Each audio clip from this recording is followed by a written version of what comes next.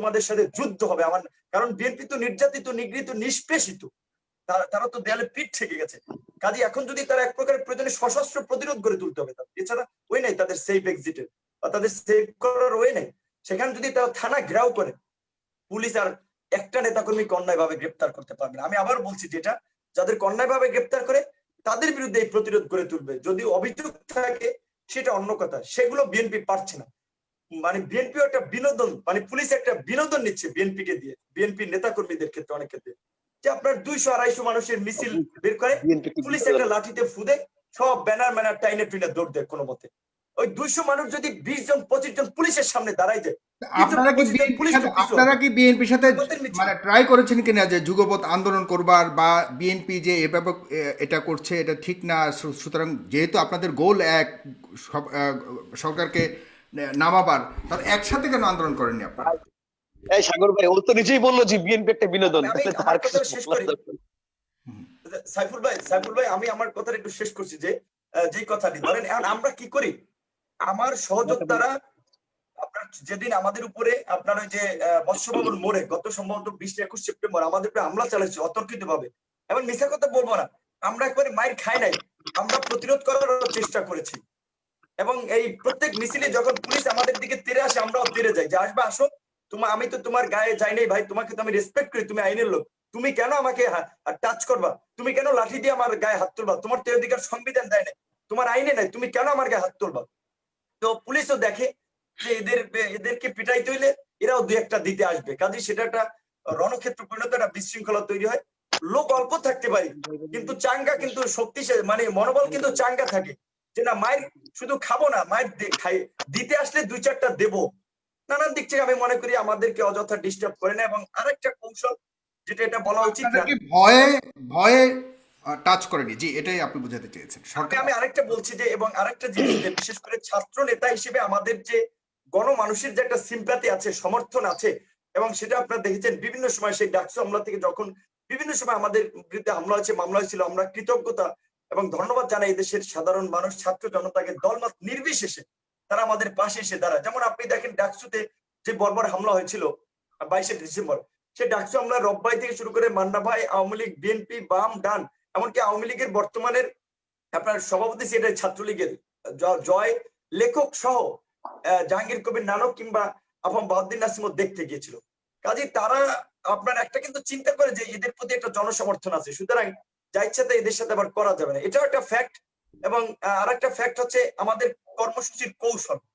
আমরা বলি কর্মসূচি করব, শাহবাগ দেখা যায় আমরা কর্মসূচি করি প্রেস ক্লাব, কিংবা আমরা দেখা যায় মানে মিছিল পুলিশ প্রস্তুতি নেয় আমাদেরকে বাধা দেওয়ার জন্য আপনার মৎস্য ভবন, আমরা ওইদিকে যাই না। তো নানান ভাবে আছে কৌশল এরিয়া আমরা আমাদের কর্মসূচি করার চেষ্টা করি। আর এটা একটা ফ্যাক্টর, এটা বলা উচিত হয়নি, তারপর বললাম, যেহেতু মানুষ খালি বারবার বলে যে আমাদেরকে কেন পুলিশ মারে না। এবং আরেকটা কথা আপনি যেটা বলছেন, গোলাম রাব্বানি আমাদের দলে আসলে বিএনপি আমাদের, জি জি হ্যাঁ বলুন, এটা ইন্টারেস্টিং, জি। আমরা নেব কিনা।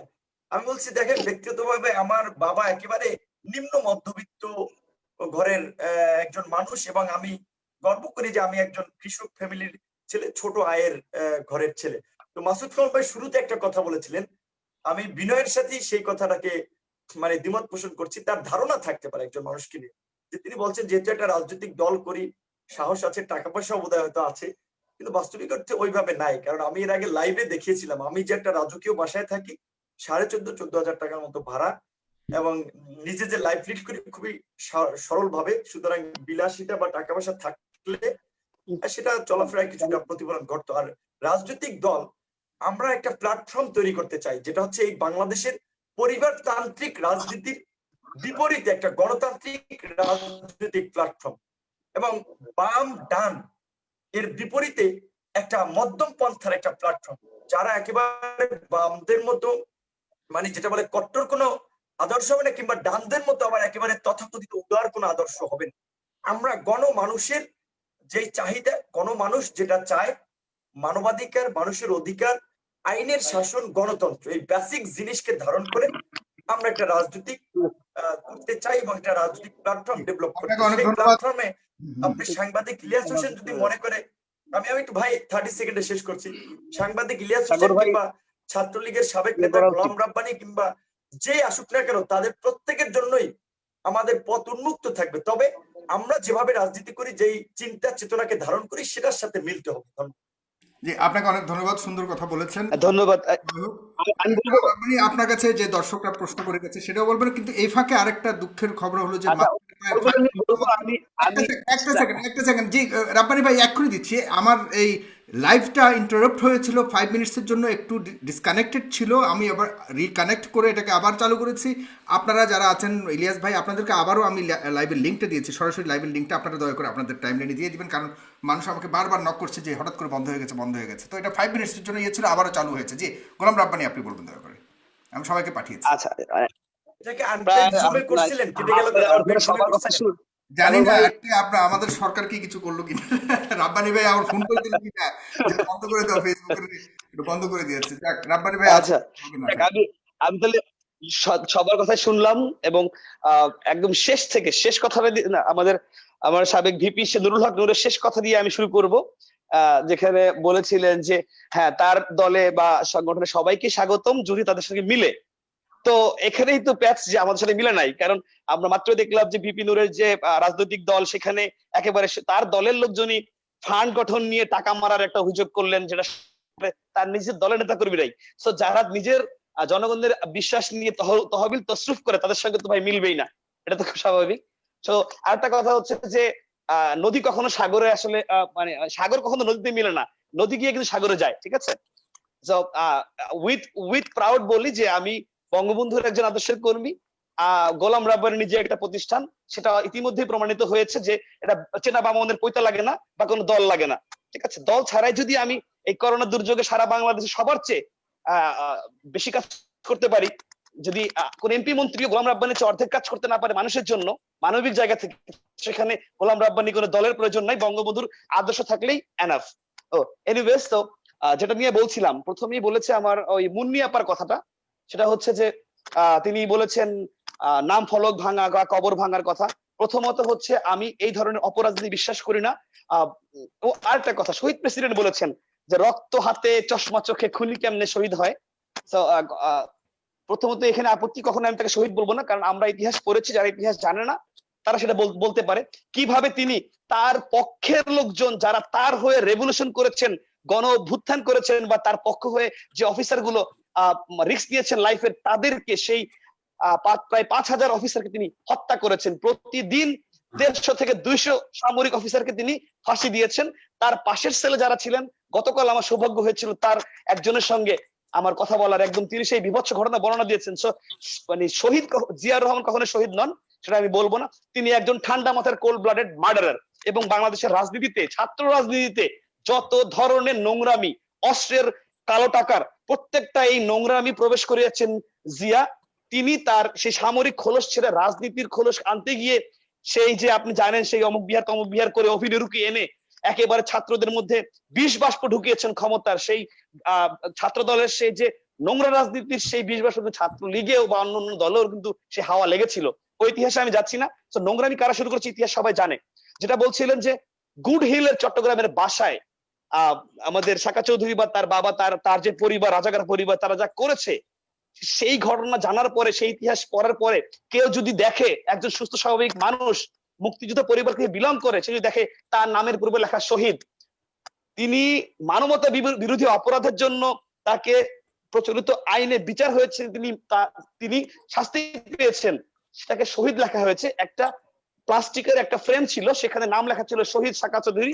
আমি শুধু ওই শহীদ লেখাটা কেটে দিয়েছি, কোনো ভাঙচুর না, জাস্ট ওই শহীদ লেখাটা টেনে ছিঁড়ে ফেলেছি। এটা আমার লেগেছে, আমি শুধু না, ওখানকার সবাই একসঙ্গে গিয়েছে। তো এটার জন্য আমি কখনোই মানে যারা ভিডিওটি দেখেননি, আমি বলবো অবশ্যই ভিডিও দেখা, অবশ্যই মুক্তিযুদ্ধ চেতনায় বিশ্বাস করা একজন মানুষ কখনোই সাকা চৌধুরীর মতন আত্মস্বীকৃত রাজাকার এবং প্রশাসনের আপনি এই বাংলাদেশ কখনোই প্রশাসনের নয়, এই বাংলাদেশ 18 কোটি মানুষের। সুতরাং মুক্তিযুদ্ধের চেতনায় বিশ্বাস করা একজন মানুষ কখনোই সাকা চৌধুরীর নামের আগে শহীদ, সেটা কখনোই বরদাস্ত করবে না, ঠিক আছে? এটাই স্বাভাবিক বললাম, শুধু ওই কাজটি করেছি, এছাড়া কোনো উদ্ধতপূর্ণ করিনি। সুতরাং মুন্নি আপা যে ধরনের অভিযোগ দিয়েছে সেটা সত্য নয়। খালেদা জিয়া বা ব্যক্তিগতভাবে তারেক জিয়া বা বিএনপির কাউকে কখনোই অপমান অপদস্থ করার মতো কাজ আমি করিনি। ইভেন কি আপনার মনে থাকতে আছে কি জানি না, সেই জ্বালাও পোড়া বিএনপির আপনার 14 সালে যে গ্রেনেড মারা হলো, পেট্রোল বোমা মারা হলো, ছাত্র দলের কেন্দ্রীয় একজন সম্পাদক শাহাদাত ভাই, তাকে যখন পেট্রোল বোমা সহ ধরা হলো, গণপিটুনির হাত থেকে আমি তাকে রক্ষা করেছিলাম, রক্ষা করে নিজে আমি তাকে হাসপাতালে পৌঁছে দিয়েছি, এবং তিনি নিজে বলেছেন যে আমি তার লাইফ সেভ করেছি। তিনি ছাত্র দলের কেন্দ্রীয় সম্পাদক, সেটা জানার পরও তাকে জনগণ তাকে আগুনে পুড়িয়ে মারতে চেয়েছিল, তার হাতে যে পেট্রোল বোমা ছিল সেটা দিয়ে। সুতরাং আমি কখনো এই ধরনের রাজনীতি বিশ্বাস করি না। এবং যেটা বললেন যে রাজনীতিতে সমস্যা আছে, আওয়ামী লীগে আছে, বিএনপিতে আছে, কিন্তু ভাই আমরা যদি না জাগি বা কেমনে সকাল হবে, নর্দমায় নামতে হবে। সমস্যা হচ্ছে বর্তমানের যত দেশপ্রেমিক সব বিদেশে গিয়ে বসে আছে। মানে দেশে কোনো দেশপ্রেমিক থাকে না। যারা দেশপ্রেমিক দেশে বসে আমরা যেটা জানি না, বিদেশ বসে তারা সেটা জানে। সকল দেশপ্রেমিক এখন বিদেশে। সুতরাং আমি বলবো যে ভাই দেশে আসেন, দেশে এসে নর্দমায় নামেন, নর্দমা দূর থেকে নাক বন্ধ করে না দেখিয়ে নামেন। আমি নেমেছি, আমার নিশ্চিত ক্যারিয়ার, আমার বিসিএস, আমার জুডিশিয়ারি ছেড়ে কিন্তু আমি রাজনীতিতে আসছি, কারণ আমি জানি যে আমি বললে মার খেতে হয়, দেশে কথা বললে যে মার খেতে হয় সেটা তো প্রমাণ আমরা দেখি। মার খাবেন। বঙ্গবন্ধু ফাঁসির কাছে দাঁড়িয়ে আমি মুসলমান, আমি বাঙালি, একবার মরে না। মার খেতে আপনি চ্যালেঞ্জ দিবেন, নেওয়ার সৎসাহস আপনার নাই, তাহলে আপনি কিভাবে আপনি চ্যালেঞ্জ জয় করবেন? মার খেলে মার খাবেন, গুলি খেলে গুলি খাবেন। সততার সঙ্গে থাকেন, প্রোটেস্ট করেন, মানুষ আপনার পাশে থাকবে। ভয় পেয়ে বিদেশ গিয়ে বলবেন ওই দেখো অন্যায় হচ্ছে, তো এই ধরনের, এটা এক ধরনের হিপোক্রেসি। অবশ্যই আমি বলবো যারা দেশে এসে দেশের কথা বলেন, দাঁড়িয়ে বলেন যে এখানে সৎসাহস চোখে রেখে বলেন, আমরা বলছি অন্যায় হচ্ছে আমার সঙ্গে, আমি তো স্বীকার করলাম, আমি তো বলে নাই অন্যায় করে নাই, আমার সঙ্গে অন্যায় হয়েছে, আমি সেটা বলছি না। সুতরাং আমি এটুকু বলবো যে ভাই মানে আপনাকে সাঁতার শিখতে হলে পানিতে নামতে হবে, হ্যাঁ, নর্দমা নেমে নর্দমা পরিষ্কার করতে হবে। রাজনীতির সমস্যা আছে, আমাদের দেশের রাজনীতি এখনো কলুষতা অনেক আছে, সেটাকে সরাই আস্তে আস্তে। ছাত্রলীগে অনেক বড় বলয় ছিল, কেউ কোনোদিন ভাবে না ছাত্রলীগের এই বলয় কি ভাঙবে। আমি গোলাম রাব্বানি ভেঙেছি, আমি দাঁড়িয়ে শুরু করেছি, আমি ভেঙেছি। সুতরাং সবকিছু শুরু আছে, চাইলেই উদ্যোগ নিলে সম্ভব। আসেন, আমি ইলিয়াস ভাই এখানে আছেন, ইলিয়াস ভাইকে আমি বলছি আপনি দেশে আসেন, সব পজিটিভ কথাগুলো বলেন, দুর্নীতির বিরুদ্ধে কথা বলেন, কোন দলীয়করণ না করে আপনার সাথে আমি দাঁড়াবো। দুর্নীতির সঙ্গে নো টলারেন্স, ভালোকে ভালো, মন্দকে মন্দ বলতে হবে, সেই সৎসাহস রাখতে হবে, ঠিক আছে? এবং যেটা পজিটিভ কথা বলে অবশ্যই মানবো। যে ভালো কথা বলবে ও নিজেই তহবিল তসরুপের দায়ী, সে নিজেই মারিং কাটিং করতে, সেখানে সে কিভাবে দেশ পাল্টাবে ভাই?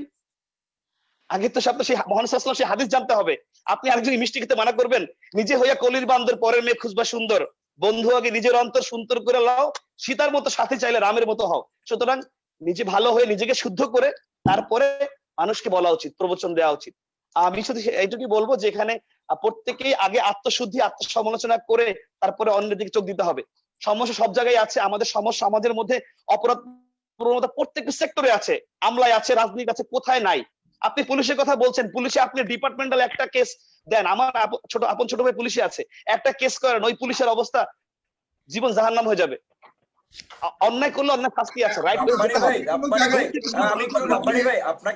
আমি একটু আপনাকে একটা কথা জানাতে চাই যে আপনার বাংলা ট্রিবিউনের রিপোর্টটা আছে যে বলছে যে পুলিশের ক্ষেত্রে অভিযোগের বেশিরভাগই হচ্ছে যে আপনার জাস্ট তাদেরকে এক জায়গা থেকে অন্য জায়গায় স্থানান্তর করা হয়, বদলি করা হয়, দৃষ্টান্তমূলক মানে হচ্ছে ব্যবস্থা খুব একটা নেওয়া হয় না।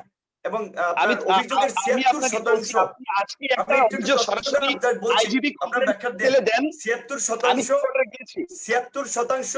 হচ্ছে অমীমাংসিত থেকে যায়, কোনো ব্যবস্থা নেন। এবং আরেকটা সারপ্রাইজিং কথা আপনাকে বলি, আপনি আইনের ছাত্র, আপনি তো জানেন যে পুলিশের বিরুদ্ধে অপরাধ কিন্তু পুলিশকে দিয়ে তদন্ত করা, এর চেয়ে হাস্যকর তো কিছু নাই। কাজে পুলিশের বিরুদ্ধে মামলা করলে আপনার কিভাবে প্রতিকার আপনি পাবেন? পাওয়ার তো উপায় নাই। আপনার জন্য কোর্ট আছে ভাই, আপনি পুলিশ না নিলে কোর্টে যান, কোর্ট তো আপনার জন্য সবসময় ওপেন আছে। পুলিশ না করলে কোর্টে যান, কোর্ট তো আপনার জন্য খোলা আছে। প্রধান বিচারপতি দেশে থাকতে পারে না, এটা রায় দিয়া, মানে রায় দিয়া, তারপরে অনেককে দেশ ছাড়তে হয়েছে। বিচারপতিরা কেমনে স্বাধীনভাবে রায় দেবে? প্রধান বিচারপতির জায়গা থেকে যদি আপনি আপনার বিচারিক নিরপেক্ষতা বজায় রাখতে না পারেন, তাহলে সেটা তো আসলে তার দায় না। তার নামে তো দুর্নীতির কত অভিযোগ আসলো, সেটা তো আপনিও জানেন, তাই না? সেটা অভিযোগ প্রমাণিত হয়েছে। সরকার পদে থাকা অবস্থায় কেন আনলো না? তিনি দেশের বাইরে গেছে, তারপর বলছে যে তিনি আপনার এই তসরুপ করেছে। আমার কথা একটা, আপনার কথা মেনে নিচ্ছি, সরকারের কথা আমি মেনে নিচ্ছি, কিন্তু আমার কথা হচ্ছে যে ওই কথা যে সঙ্গে থাকলে সঙ্গী, না থাকলে জঙ্গি। যতক্ষণ সরকারের দালালি করেছে ততক্ষণ তার বিরুদ্ধে কোনো অভিযোগ নাই। যে একটু মতের অমিল হয়েছে তখনই বন্দুকের নল ঠেকিয়ে দেশের বাইরে পাঠিয়ে দিয়ে বললো যে সে অসুস্থ। তারপরে বললো দুর্নীতি আছে। এই যে নাটক ভাওতাবাজি, আমি এগুলো তো আপনিও জানেন, আমরাও জানি, জনগণও জানে, কারণ এগুলো তো আমি আসলে একদম সিম্পল কথা বলছি। এখানে ইলিয়াস ভাইয়ের কথাগুলো আমার কাছে খুব ভালো লাগছে, তিনি অনেক পজিটিভ কথা বলেছেন, আমাদের মাসুদ ভাই খুব পজিটিভ কথা বলেছেন। সুতরাং আমি এখানে অনেকেই দেখছেন, স্ট্রিমিং আছেন, সবার উদ্দেশ্যে বলবো যে সমস্যা আছে, এটা আমি কখনো অস্বীকার করছি না, কিন্তু সমস্যাটাকে ফেস করতে হবে। আমাদের বাঙালির একটা সমস্যা কিন্তু খুব কমন, যে আমরা ওই যে উটের মতো বালির মধ্যে মাথা গুঁজে বলি যে না সব ঠিক আছে, কাকের মতো চোখ বন্ধ করে বলছি যা কেউ দেখছে না। সমস্যা অবশ্যই আছে, সেটাকে ফেস করতে হবে, সমস্যাকে অ্যাড্রেস করতে হবে। আসেন আমরা অ্যাড্রেস করি, পজিটিভ কথা বলি। আমি তো অন্য কাউকে স্ট্যান্ডার্ড মানি না, আমি স্ট্যান্ডার্ড মানি বঙ্গবন্ধু আদর্শকে, সেটাকে ফলো করার চেষ্টা করছি। আমি অনেক সমস্যা থেকে কোথায় জীবনের আপনি বিরুদ্ধে নেগেটিভটা বললে সমস্যা কোথায়? মানে নেগেটিভ বললে না তাহলে না কোনো সমস্যা নাই, আমি তো বলছি, আপনার পজিটিভ বলতে আমি নিজেই তো বলছি। আমি এখানে আমার প্রশ্ন, ভাই আমি, আপনি আমাকে এনেছেন তো আমি আমাকে দিয়ে জাস্টিফাই করছি। আপনি গভর্নমেন্টের বা যে গ্রহণ কোনো করছেন। হ্যাঁ, অর্গানের যে কোনো একটা নেগেটিভ জিনিস আমি নিজে বলছি নেগেটিভ, আপনি আমার টাইমলাইন দেখেন, ম্যাক্সিমাম গভর্নমেন্টের নেগেটেড জিনিসগুলো তুলে সেটাই ধরছি বলছি, আমি। সেটা কেন আপনি শুধু ইলিয়াস হোসেন বললে সে কেন আগে সমস্যা ঘর হবে? ঠিক করতে হবে। না ইলিয়াস ভাই দেশে আসতে বলেন না, আমরা একসাথে কাজ করি। বিদেশ থেকে বলতে পারবে না বিদেশ বসে দেশপ্রেমিক সাথলে তো হবে না ভাই, না দেশে আসতে হবে। আর বিদেশ বসে এমন এমন কথা দেশে বলেন, প্রবাসীদের এমন এমন টাকায় বিষয়কর তথ্য বাংলাদেশ দেন চলে, যেটা আমরা দেশে প্রবাসীদের বসে প্রবাসে থাকা গোয়েন্দা মানুষের সংস্থায় টাকায় জানি না, বাংলাদেশ চলে, পুলিশও জানে না, প্রবাসের অনারের মতো ভাই। বাংলাদেশ আমি চলে। অক্সফোর্ডের 3 বার শ্রেষ্ঠ টিচার, আমার পরিবার জানে না, এমন অবস্থা কিন্তু অনেক সময় হয়ে যায়। ইউটিউবে সালমান বলতেছেন ভাই, আরেকটা আল্লাহ চামড়া আমি বলতেছে হচ্ছে এটা হয়েছে ওটা হয়েছে, এই আরেকটা আমি আমরা কেউ গোলাম জানি না, রাব্বানির এটা দৃষ্টি, তারা জানে বিদেশ থেকে। আমাদের সাবেক হাউ জিএস, কাম? আমি আজকের এই প্রোগ্রামের মাধ্যমে আমি দেশবাসীর কাছে মানে হচ্ছে এইটার বিচার চাই, যে ধরেন গোলাম রাব্বানির বিরুদ্ধে অভিযোগ ছিল যে তিনি, যে অন্যতম একটা অভিযোগ পেপার পত্রিকায় ফলাও করে এসেছিল যে জাহাঙ্গীরনগর বিশ্ববিদ্যালয়ের একটাই চাঁদাবাজি সহ অভিযোগ বেশ বলো, কিছু হ্যাঁ দুর্নীতিগত অভিযোগ। না আমি বলছি চাঁদা শুনেন, চেয়েছি, এখানে আমার কথা চাঁদা হচ্ছে যে চাওয়ার মৌখিক রাব্বানি অভিযোগ, যদি সেটা এই আমি তো অভিযোগে না বলছি। অভিযুক্ত না হয়ে থাকে, যেটা রাব্বানি কিন্তু বোল্ডলি বলেছেন বিভিন্ন সময় মিডিয়াতে, টকশোতে, যে আমি দুর্নীতি করিনি, আমি পরিস্থিতির শিকার। আমি বললাম যে তাহলে রাব্বানিকে পদ থেকে সরাইলো, যে তার তো ব্যবস্থা নেওয়া উচিত, কেন রাব্বানিকে এই বলি হতে হলো? এবং সে রাব্বানি জিএস কিন্তু সে স্পষ্ট ভাষায় বলেছে যে জাহাঙ্গীরনগর বিশ্ববিদ্যালয়ের ভিসি ম্যাডাম, ওনার হাজবেন্ড, ওনার স্বামী দুর্নীতিতে জড়িত, অথচ তারা হচ্ছে সরকারের ঘনিষ্ঠজনদের বান্ধবী কিংবা আত্মীয় স্বজন হওয়ায় তাদের বিরুদ্ধে ব্যবস্থা নেওয়া হলো না। এই সাধারণ মানে ছাত্রলীগের নেতা রাব্বানিকে বলি দিয়ে হচ্ছে ওইটাকে আড়াল করলো। ঠিক একইভাবে সরকার হচ্ছে এইভাবেই হচ্ছে মানে একটা ধরেন ওই ক্যাসিনো শামিম কিংবা সম্রাটের ইতিমধ্যে মতো এটা নিয়ে কিন্তু লোকদেরকে মামলার প্রস্তুতি চলছে। নুরুল হক লোকদেরকে নূর, মানে আমরা আইওয়াস দেখিয়ে বলেছেন বড় বড় দুর্নীতি শুনেন, টেন্ডারবাজি গুলো আড়াল করছে। তো আমার এখানে একটা প্রশ্ন, যে রাব্বানি আপনার মতো চাঁদাবাজ কিনা দুর্নীতিবাজ কিনা মুখের সেটা কথা আমি দিয়ে আমি বলবো না। চিরা ভিজাই না, আপনার মতো মুখের কথা দিয়ে আমি চিরা ভিজাই না। আমি আইনের ছাত্র, আইনানুগ পদক্ষেপ নেওয়া হচ্ছে, যেহেতু ডাইরেক্ট কনসার্ন পার্টি জাহাঙ্গীরনগর বিশ্ববিদ্যালয়, সেখানে জাহাঙ্গীরনগর বিশ্ববিদ্যালয়ের শিক্ষার্থীরাই মামলা করবে, সেই মামলার প্রস্তুতি চলছে। আপনি আগামী 1 মাসের মধ্যে এটা আপডেট পাবেন। কোর্ট এখন বন্ধ হচ্ছে, কোর্ট খুললে আপডেট পেয়ে যাবেন যে ওই ঘটনায় মামলা হবে। আপনাকে চাই, আমিও আপনাকে চাই, না না আমিও চাই যে আপনি এই অভিযোগ থেকে মুক্ত হন, এবং আপনি যেটা বলেছেন, আমি আপনি বলছি না যে আপনি ওখানে দুর্নীতি করেছেন, কারণ এগুলো গণমাধ্যমে এসেছে, এবং আপনি বলেছেন যে বিসি ম্যাডাম, ওনার হাজবেন্ড, ওনার ছেলের যদি, কিন্তু আমার প্রশ্নটা হচ্ছে সরকার কেন তাদের বিরুদ্ধে ব্যবস্থা নিল না? এখানে আওয়ামী লীগের সভানেত্রী কেন রাব্বানি শোভনের বিরুদ্ধে ব্যবস্থা নিল? এটা আপনার মতো আমারও প্রশ্ন, মানে রহস্যজনক এটা বিষয়। আমারও প্রশ্ন, আরেকটা কথা হচ্ছে, এটা আমারও প্রশ্ন। যে আরেকটা কথা হচ্ছে, এইটা আরেকটা কথা আমি আর রাব্বানির দৃষ্টি আকর্ষণ করে আমি যে জিনিসটা বলতে চাই, যে এখানে আপনি যেটা আমাকে বলেছিলেন যে ধরেন আমার সহকর্মীরা অভিযোগ দিয়েছে, যে একটা অভিযোগ, তো দেখেন আপনি ছাত্রলীগের রাজনীতি করেছেন, আপনি জানেন যে বাংলাদেশের রাজনীতিতে সবসময় হচ্ছে নেতৃত্বকে বা কেন্দ্র করে একটা বলয় কোরাম থাকে স্বাভাবিকভাবে, এবং ছাত্রলীগেও সেটা ছিল, আপনি অস্বীকার করতে পারবেন না। এবং বঙ্গবন্ধুকে যে আচ্ছা একটা মুস্তাক মিনিট, আপনি ওই আপনি যে 15 অভিযোগ আগস্টের দিন, শুনেন, এক লাস্ট মিনিট, আপনি যে অভিযোগটা দেশরত্ন শেখ হাসিনার বিরুদ্ধে করছেন, যে তিনি এককভাবে সব চালাচ্ছেন স্বৈরতন্ত্র, তাহলে আপনি আপনার দলে তো তার চেয়ে বেশি স্বৈরতন্ত্র করছেন। আপনি একক সিদ্ধান্তে ঠিক, নুরুল আমি হক এটা নূর বলছি, ওয়ান ম্যান আর্মি শো হ্যাঁ দেখাচ্ছেন, এইটাই তাহলে আমি আপনার দল বলছি না, কোথা থেকে আসলো? আপনি তো সবই একা ঠিক আছে, করছেন, এটা আপনার তাহলে কথা আমি দেশরত্ন বলছি শেখ না। হাসিনা আচ্ছা, ওটা করলে ঠিক আছে, আপনি করলে সমস্যা। এই কথাটা আমি ক্লিয়ার এই করছি, ডাবল এই স্ট্যান্ডার্ড হয়ে কথাটা গেল আমি কিন্তু ক্লিয়ার নূর করছি। ভাই। না না আমি ক্লিয়ার করছি যে দেখেন যে বঙ্গবন্ধুকে আপনি যে তাহলে আপনি তো মুস্তাকরা স্বৈরতন্ত্র হত্যা, করছেন। না ঠিক আপনার কথা আমি বলছি, আপনি বলছেন আমি উত্তর দিচ্ছি। আপনি যেটা বলছেন যে আপনিও জানেন, এটা ইতিহাসে সবাই জানে যে মুস্তাক দুপুরেও নাকি যে লঙ্কায় যে সে আপনার রাবণ হয় নাকি?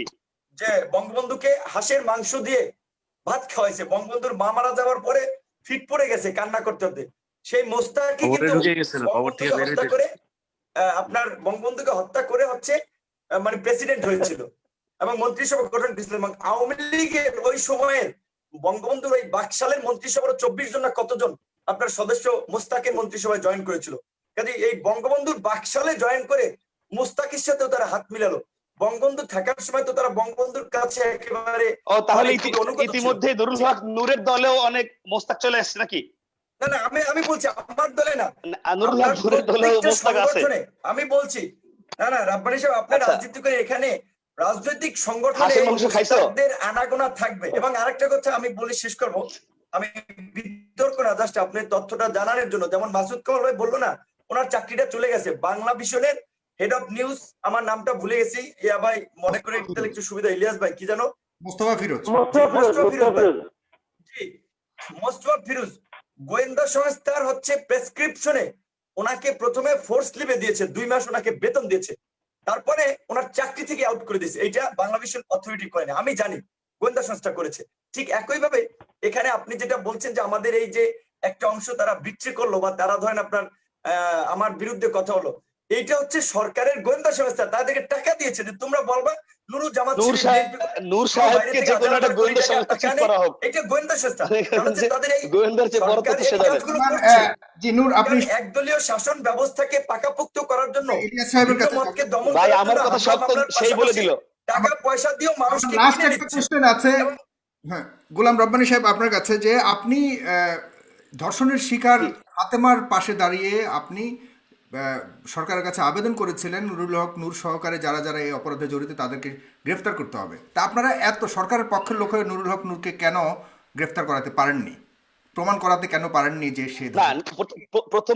প্রথমত হচ্ছে সে ধর্ষণের সঙ্গে জড়িত নয়, সে ধর্ষণের যে আসামি যারা দোষী তাদেরকে প্রশ্রয় দিয়েছেন তার দলের লোক বলে তিনি আত্মীয়করণ স্বজনপ্রীতি করেছেন এবং তা দর্শকদের পক্ষ হয়ে থ্রেট করেছেন, মেয়েকে শ্লীলতাহানি হেনস্থা করেছেন, তাকে বিভিন্ন ধরনের লাইভ করে তার ক্যারিয়ার বরবাদ করে দেওয়ার হুমকি দিয়েছেন। এখন এটাই বললাম যে আমাদের দেশ কিন্তু ওইটাই বললাম যে গণতন্ত্র যেহেতু নূর সাহেবের পপুলারিটির কথা বলছেন সাগর ভাই, আমি এটাই বলছি, আমরা বারবার বলেছি যে এখানে কিন্তু আইন আসলে বলি আমরা সমান কিন্তু না। নূর সাহেবের দিকে একটু পাবলিক সাপোর্ট বেশি আছে, তার মানে নূর সাহেবের দিকে আইন একটু স্বীকার করলেন আপনি, নূর সাহেবের দিকে পাবলিক সাপোর্ট বেশি আছে সেটা স্বীকার করেছেন, দ্যাটস গ্রেট। ওকে ইলিয়াস, না ওই মেয়ের তুলনায় ফাতেমার তুলনায় স্বীকার করেছেন, ফাতেমার তুলনায় জি ফাতেমার তুলনায় বেশি আছে, সেজন্য বললাম, এইজন্য কিন্তু ফাতেমা ভিক্টিমাইজ হয়েছে। একেবারে শুরুতে আমার এখানে যারা দেখছেন তাদের নিশ্চয়ই মনে আছে যে আমার প্রথমের বক্তব্যে আমি বলেছিলাম যে রাব্বানী ভাইয়ের মধ্যে একটা ইউনিক ক্যারেক্টার আছে, যেটা কিনা উনি ওই যে ছাত্রলীগ ধরে এনে চর থাপ্পড় শুরু করে রাব্বানী ভাই ডেকে এনে ভাই এদিকে তারপরে চর মারে। রাব্বানী ভাই এখানে বলেছেন আমি আমার জীবনে ইন্টেনশনালি একটা মশা ছাড়া কিছুই মারি নাই আমি আমার লাইফে। আচ্ছা ঠিক আছে, মেধাবী ছাত্র আপনার ওই যে ত্রিপলিতে পরে সিএসসি ডিপার্টমেন্টে আপনার ওই ওকে কি মেরেছিলাম আপনার কম্পিউটার চিপসের বক্স, রাব্বানী ভাই আপনারা নিরাপদ সড়ক আন্দোলনের যে আমি যখন গুজব ছড়িয়েছে আমি সেই সত্যটা প্রকাশ করেছি, তাকে গায়ে তোলা হয়েছিল নাকি? আবার দেখেন ভিডিওটা, একজন ছাত্র 38টা সিম রাখতে পারে, সিমের বক্স বলে চালিয়ে দিয়ে ছেলেটাকে নির্যাতন করছিলেন মধুর ক্যান্টিনে, সিটি কলেজে নিরীহ ছাত্রদের কেনে মেরে রক্তাক্ত করে ভুয়া স্বীকারোক্তি দিয়েছিলেন যে তাদেরকে জামাত শিবির পাঠিয়েছে আন্দোলন করতে।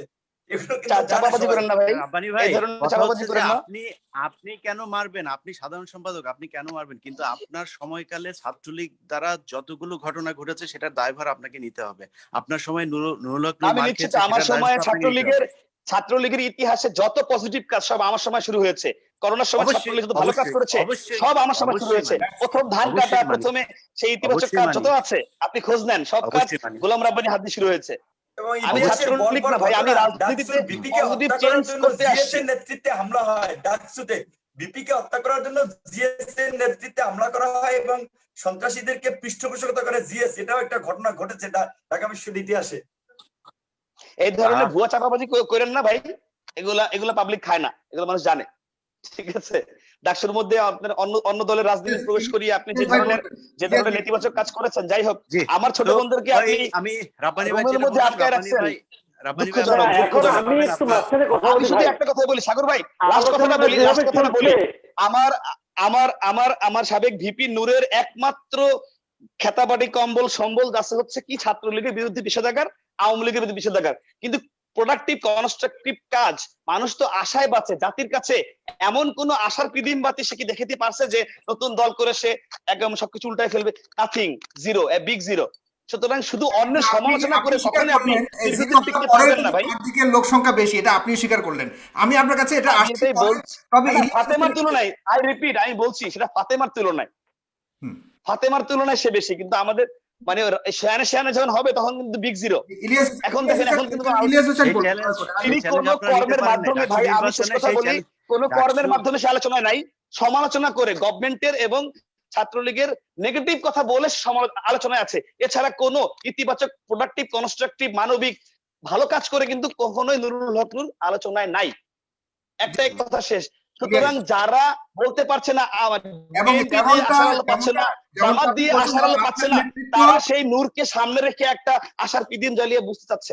এটা আপনার নেতৃত্বে যে ছাত্রলীগ যখন ছিল তখনও নূরের যে অনেক জনপ্রিয়তা আছে বিষয়টা এমন না, এমপি আওয়ামী লীগ যারা অনেক তাদের মধ্যে সাপোর্ট সংগঠিত ছিল, দিচ্ছে। ছাত্রলীগ অনেক সংগঠিত ছিল, সেটা কিন্তু ইলিয়াস হোসেনও স্বীকার করেছে, আমরাও স্বীকার করি। আপনি যেভাবে গুছিয়ে চালিয়েছেন সেটা কিন্তু আর কেউ পারেনি। জি, ইলিয়াস হোসেন বলবেন তারপরে।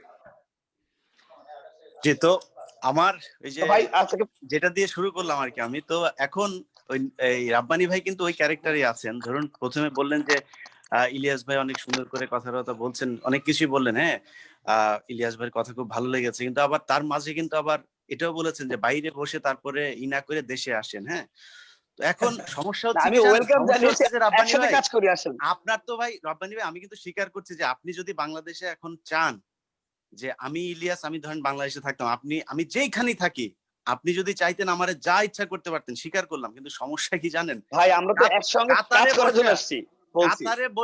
কাতারে বসা থ্রেট করে, ইলিয়াস তুই দেশে আয়। সে কিন্তু কাতারে ফেসবুকের পেজের এটাই মধ্যে বললাম, কমেন্ট করলে, আমার ফেসবুকের কোন এইটাই মনে নিউজের হয় কমেন্ট যে করলে বলে তুই আসলে দেশে আয়। কাতারে, সব সে কাতারে, আর আমি দেশপ্রেমিকের দেশে আমেরিকায়। বিদেশ থাকে, আমার দেশে যাই এটা হোক, আমার এটাই ধারণা হচ্ছে যে সব দেশপ্রেমিকের বিদেশ থাকে। বাংলাদেশের।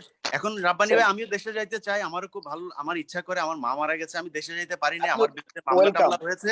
তো এখন আমাকে একটা ছাত্রলীগের ভাই, পদ একটু দিতে হবে, ফেস তাইলে করতে ভাই হবে, দেশে আপনি যাবো। একটু ফেস করেন। আমি ছাত্রলীগের তারেক জিয়াকে আমার বলছি দেশে ছাত্রলীগের আসে একটা পদ ফেস দেন, করেন।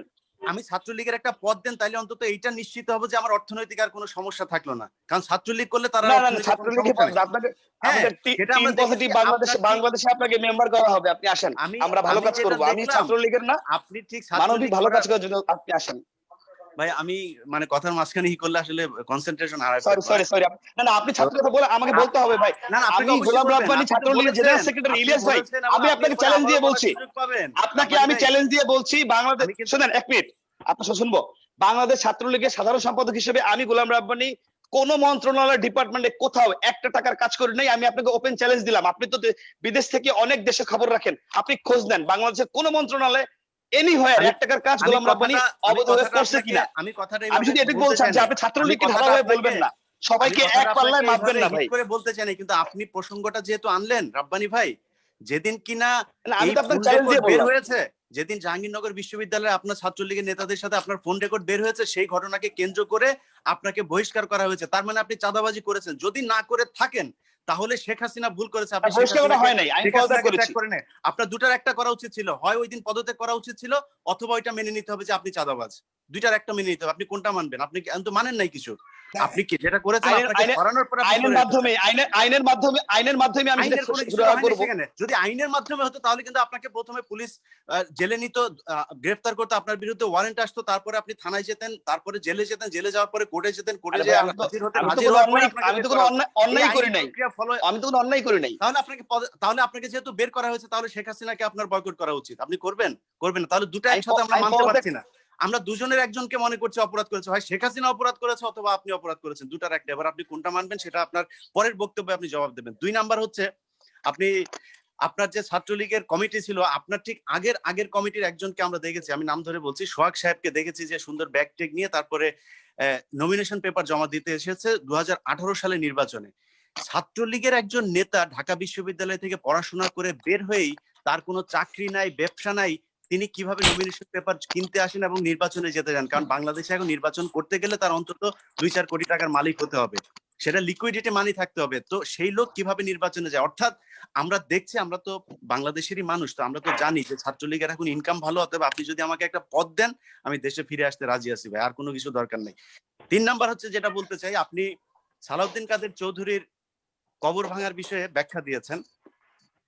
না, কবর ভাঙি নাই ভাই, আপনি কবর আপনি ভিডিওটা আবার দেখবেন। যেটা করেছেন, একটা একটা প্লাস্টিকের সাইনবোর্ড ছিল, শহীদ লেখা কিন্তু হয়েছে। হ্যাঁ, আমি কিন্তু খুব মনোযোগ সহকারে আপনার বক্তব্য শুনছিলাম। আপনি আশা করছি শুনবেন এবং আমার কোনো ভুল থাকলে সেটা আপনার বক্তব্যের সময় আপনি প্রচার করবেন। বলেন। তো আপনি সেখানে যেটা করেছেন, আপনার 1 নাম্বার হচ্ছে যদি আপনার মনে হয় যে দেশের আইনের কোনো ব্যত্যয় ঘটেছে, আপনার একটা মামলা করা উচিত ছিল যে এই ট্রাইব্যুনালে ওনার রায় হয়েছে, রায় হওয়ার পরে ওনার ফাঁসি হয়েছে, উনি শহীদ দিতে পারেন না, কিন্তু সেটা আপনি করতে পারবেন না। কারণ হচ্ছে এই শহীদ কিন্তু কোনো রাষ্ট্রের কোনো সম্মাননা না। আমি আপনাকে একটু 30 সেকেন্ড একটা কথা বলছি যে এখানে রাব্বানী ভাই তো ছাত্রলীগের সাধারণ সম্পাদক ছিল। আমাকে যেই কেসে অভিযুক্ত করা হয়েছে, এখানে গোলাম রাব্বানী এই প্রোগ্রামে বলছেন যে ধর্ষণের অভিযোগে নাই, ধর্ষণের সহযোগিতা, অর্থাৎ ভিকটিমের যে অভিযোগ ছিল যে মেয়েটি আমার কাছে বিচার দিয়েছিল, আমি বিচার করি, আমার ব্যাখ্যা আমি দিয়েছি যে ফৌজদারি অপরাধের বিচার করা আমি কোনো অথরিটি না। প্রধানমন্ত্রীর deputy press secretary Ashraful Alam Khokon, আমি চ্যানেল আইয়ের 3য় মাত্রায় একটি প্রোগ্রামে গেছিলাম, তার ভেরিফাইড ফেসবুক অ্যাকাউন্ট থেকে লাইভে কমেন্টস করছেন যে নূর তো ধর্ষক, সেই প্রোগ্রামে কয় টাকা দিয়ে এলো। আমি এটা বলতে চাচ্ছি আপনাকে, যেখানে প্রধানমন্ত্রীর ডেপুটি প্রেস সেক্রেটারি তারাই আপনার ধরেন আইনের তোয়াক্কা না করে একজনকে অপরাধী বানিয়ে দিচ্ছেন। সুতরাং ছাত্রলীগ তো তাদেরকে, এটা তার ব্যক্তিগত ব্যাপার, অনুসরণ করে, এটা তার ব্যক্তিগত ব্যাপার। আপনি একজনের সাথে আরেকজনকে মিলাবেন না। আমি কখনোই মানে ইন্টেনশনালি কখনোই বলি নাই যে আমার সাবেক বিপি ধর্ষক। সেখানে আপনি একজন আইনের ছাত্র, সে বিবাহিত লোক, সে কিভাবে ধর্ষক হবে? আইনের মাধ্যমে যাওয়া, যদি তারা কোনো আইন ভঙ্গ করে থাকে তাহলে আইনের মাধ্যমে যাওয়া। ভাই আপনি কন্টিনিউ করবেন, কিন্তু মাসুদ কামাল ভাই কিছু একটা বলতে চাচ্ছিলেন, অনেকক্ষণ ধরে চেষ্টা করছেন, আপনার মাধ্যমে আপনাকেই বলতে চাচ্ছিলেন হয়তো। জি মাসুদ ভাই প্লিজ। না, আমার আপনি নতুন করে বলার কিছু নেই। আমার কাছে মনে হচ্ছে কি, দেখেন প্রায় 2 ঘন্টা হয়ে গেল, তাই না?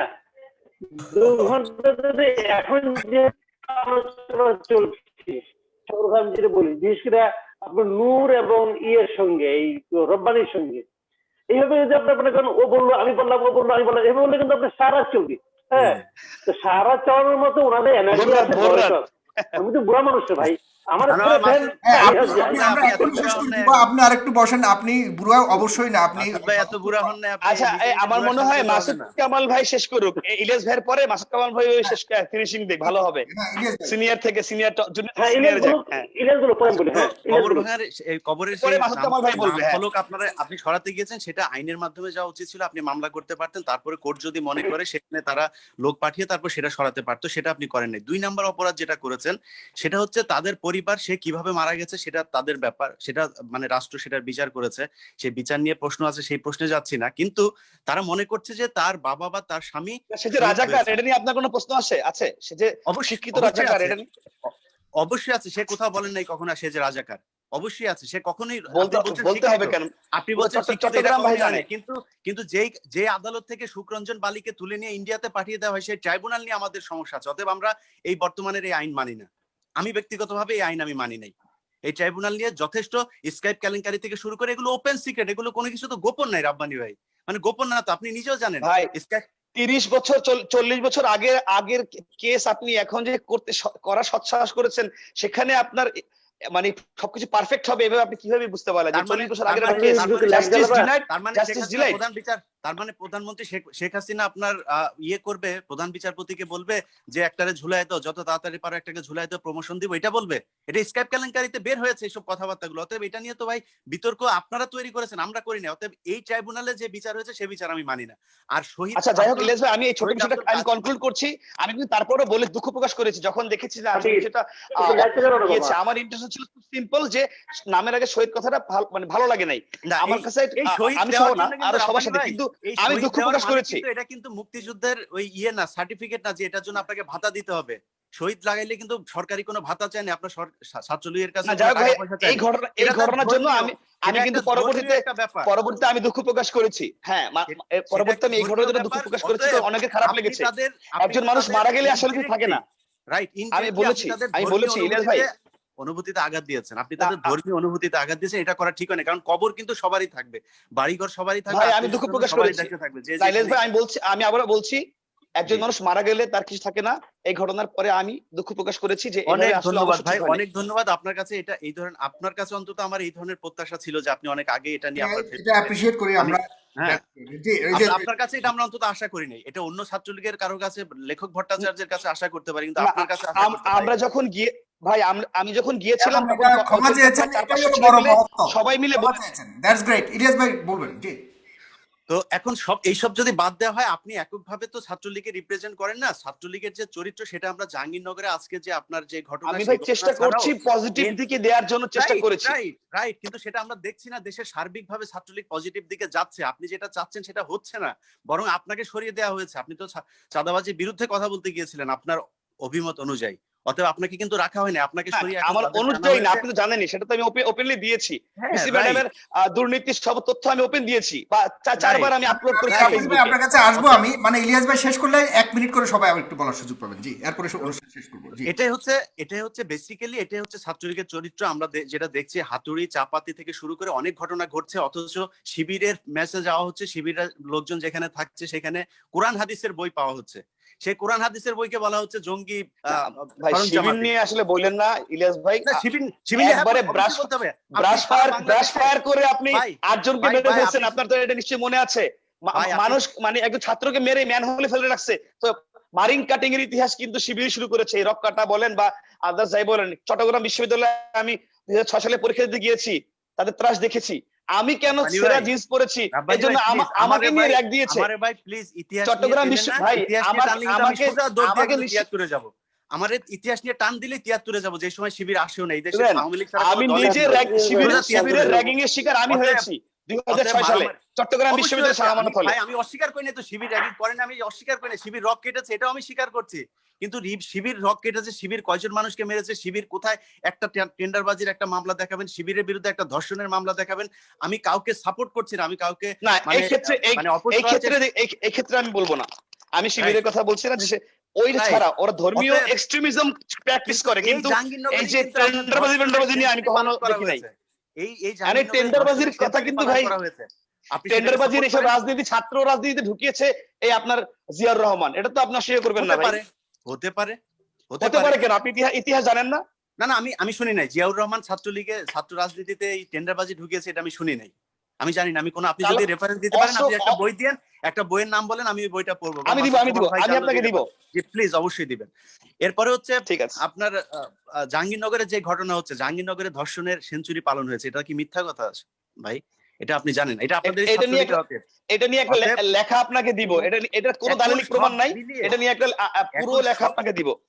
ভাই ঠিক আছে, এই সব মিলিয়ে আমি এখন ছাত্রলীগের যে অবস্থা দেখছি ভাই, এটা আসলে কোনো ভদ্র মানুষ এদের সাথে এই মুহূর্তে অন্তত সম্পৃক্ত থাকতে পারে না, কারণ ইমেজটা এখন যেই জায়গায় এসে পৌঁছেছে। কারণ আমি মনে করি যাদের বাবা মা ধরুন ছাত্রলীগ, কিন্তু কেউ কলেজ হাই ছাত্র দলের ইমেজ আছে ভাই, ভাই প্রতিটা ছাত্র কথা দলের ইমেজ আছে কোনো? প্রতিটা ই করলে তো ভাই সমস্যা হবে। আমি কথা বলতে পারি। ইলিয়াস সাহেব শেষ করুক। হ্যাঁ, শেষ করুক, এরপরে বলবেন আপনি। জি, তো কোনো বাবা মা কেউ কিন্তু হাই স্কুল কলেজ পর্যন্ত কিন্তু কেউ ছাত্রলীগ করে না। ছাত্রলীগ করে কোথায়? বিশ্ববিদ্যালয়ে এসে, যখন তার বাবা মা জানে না যে তারা ছাত্রলীগ করছে। কিন্তু আমি বিশ্বাস করি কোনো বাবা মা যদি জানে যে তার সন্তান ছাত্রলীগ করে, আমি মনে করি না সেটা মানে সে কখনো করতে দিবে। এইটা কেউ এই ধরনের, মানে এটা তো ছাত্রলীগ আপনি কি সাজেস্ট করেন, কি করবে? ছাত্রলীগ তো কোনো নাম না, এটা এখন গালির নাম ভাই। আপনি আপনি আপনি রাব্বানি ভাই, আপনি এখন আপনার চেয়ারে বসে হয়তো কথা বলছেন, কিন্তু আপনি একজন সাধারণ মানুষকে দিয়ে সাধারণ মানুষের যে অনুভূতি সেটা একটু শুনুন। তারা কি মনে করে, আপনাদের পারসেপশনটা কোথায় গিয়ে দাঁড়িয়েছে, এটা আপনি একটু নিজে মনে করুন। আমি এটা নিয়ে আর কোনো কথা বলতে চাই না। আর নুরু ভাইয়ের একটা এই কথা করোনার বলতে সময় চাই। ছাত্রলীগের চেয়ে বেশি ভালো কাজ কেউ করেছে? ছাত্রলীগের অর্ধেক কাজ কেউ করেছে এই পুরো করোনা কালে? ভাই ছাত্রলীগের চাইতে ঘরে বসে ভাই ঘরে বসে কথা বলা আর মাঠে গিয়ে কাজ করা অনেক ডিফারেন্স। ছাত্রলীগের চেয়ে এরকম রিস্ক নিয়ে অনেক বেশি ভালো কাজ করেছে। এভাবে কাউন্টার রিকাউন্টার চললে প্রোগ্রাম বোধহয় আজকে শেষ হবে না। একটু কাউন্টার রিকাউন্টার না করে শেষের দিকে যাই আমরা। এই কমি যাক ভাই, আমি একটু শেষ কথা বলি। এগুলো চলবে, সবার সমস্যা আছে ভাই। আসেন আমরা একসঙ্গে পজিটিভ কাজ করি। রাব্বানি ভাই, ইলিয়াস ভাই আসেন, ভালো কাজ করি আমরা। হ্যাঁ, দ্যাটস গ্রেট। রাব্বানি ভাই, ইলিয়াস ভাই শেষ করুক, এরপর আপনার কাছে আসছি। 1 মিনিট করে আপনার কাছে শুনবো। আপনি রাব্বানি ভাই এখানেও কিন্তু আপনারা পরিচয় দিচ্ছেন, এরকম করলে তো হবে না। আমরা তো আপনার কথার মাঝখানে এরকম করি নাই ভাই। আমি শেষ করে দিচ্ছি, তারপরে আমার সময় দেওয়ার দরকার নাই ভাই আপনি ঢালাভাবে ছাত্রলীগকে যেভাবে বাস দিতেছেন, আর আপনি এটা পক্ষপাত মতো কথা বলতেছেন। পাশাপাশি আপনি আপনি ভালো কাজ ছাত্র করছেন দলের সেটাও তো কথা বলছেন। আপনারা আছেন, আপনি আমি ভালো কি কাজ ছাত্রলীগ করছেন নিয়ে কথা বলবো? আপনার মতো করে ছাত্রলীগের যা করছে সেটাই বলছে, পাশাপাশি আপনি ভালো কাজ এখানে করছেন। কিন্তু এখানে কিন্তু ছাত্র দলের একজন আসে নাই কিন্তু রাব্বানি ভাই। যদি ছাত্র দলের কেউ আসতো তার সাথে আমার কথা হতো, তার সাথে আমার প্যানেলে যদি থাকতাম তাহলে আমি তার তার ব্যাপারে কথা বলবো, সে আমার সমালোচনা করতো। আমার নিজেরও ব্যক্তিগতভাবে অনেক সমস্যা আছে, দোষ আছে, আমি অনেক সময় আপনার উল্টো কাছে কথাবার্তা বলি। প্রত্যাশা বেশি আপনার কাছে, মানে যে কারণে আপনার উপরে বেশি। আপনি সাগর দেখেন ভাই, রাব্বানি ভাই, শাসন আপনার করা তারই রাব্বানি ভাই সাজে আপনার সোহাগ করে যে। এই কারণেই রাব্বানি ভাই, এই কারণেই আপনার রাব্বানি কাছে। ভাই, আপনার চেয়ারটা দেখছেন, আপনার চেয়ারটা দেখে কিন্তু বোঝা যাচ্ছে আজকের প্রধান আকর্ষণ কিন্তু আপনি। অতএব আমরা কিন্তু সবাই আপনার কাছেই চাবো জিনিসগুলো, এটা কিন্তু বুঝতে হবে আপনাকে। এখন নূর ভাইয়ের একটা কথা বলি ভাই, আবার নূর ভাইয়ের একটা নূরের পেছনের ইয়েটা দেখেন, নূরের না, পেছনের পর্দাটা দেখেন, এটার দাম কিন্তু বেশি না, 1300 টাকা হবে। নূর ভাইয়ের একটা কথা বলি। নূর ভাই বলেছেন যেটা নিয়ে সবচেয়ে আওয়ামী লীগ এখন ব্যবসাটা করে, যে মুক্তিযুদ্ধের মানে নেতৃত্ব দেয়া দল হচ্ছে গিয়ে আওয়ামী লীগ। আমি ইতিহাসের পাতা থেকে কোট আনকোট কিছু কথা বলি। স্বাধীনতার দলিল পত্র 590-91 নাম্বার পৃষ্ঠা, সেখানে মাওলানা ভাসানী ঢাকায় একটা জনসভা করেছে এবং সেই জনসভায় তিনি 71 সালে সেই জনসভায় তিনি 3 লক্ষাধিক মানুষের সামনে, যেটা 7ই মার্চের যে ভাষণ সেটা কিন্তু শেখ মুজিবুর রহমানের ভাষণ, যেহেতু অনেক সুন্দর করে তিনি কথা বলতেন সেটা সামনে এসেছে, কিন্তু এর বাইরেও কিন্তু সরাসরি স্বাধীনতার ঘোষণা দিয়ে অনেক কয়টা ভাষণ আছে আপনার এই মাওলানা ভাসানীর। এর মধ্যে একটা প্রথম ভাষণ যেটা হয় সেটা হচ্ছে 1957 সালের 10 থেকে 12 ফেব্রুয়ারি পর্যন্ত কাকমারি সম্মেলন হয়। ঐতিহাসিক সেই কাকমারি সম্মেলনে তিনি পাকিস্তানকে বলেছেন যদি এরকম চলতে থাকে তাহলে আসসালামু আলাইকুম। মাসুদ কামাল ভাই আছে আমার সিনিয়র সাংবাদিক, আমার কোনো তথ্য ভুল হলে আমাকে বলবেন। তো সেখানে তিনি বলার পরে সেই বছরেই 25শে জুলাই রূপমহল সিনেমা হলে ভাসানীকে নতুন দল গঠন করতে হয়েছে। কেন জানেন? কারণ ভাসানী তখন এই আওয়ামী লীগে ছিলেন এবং তাকে রাখতে দেওয়া হয় নাই। কেন? তিনি স্বাধীনতার কথা বললেন, এই জন্য তাকে দলে রাখা হয় নাই। তিনি বের হয়ে এসে তারপরে এই রূপমহল সিনেমা হলে 25শে জুলাই 1957 সালে নতুন দল গঠন করলেন। সেই দলের থেকেই তিনি ন্যাপ, এই তারপর থেকেই সেই ন্যাপ চললো। অতএব ভাসানী কিন্তু এরপরে যুদ্ধের কথা বলা হয়েছে। তারপরেরটা বলি, এরপরে শেখ মুজিবুর রহমানের সাহেবের সাথে ভাসানী সাহেবের অনেক ধরনের দ্বন্দ্ব হয়েছে, অনেক কিছু, এগুলো ইতিহাসের সবকিছু আপনারা জানেন।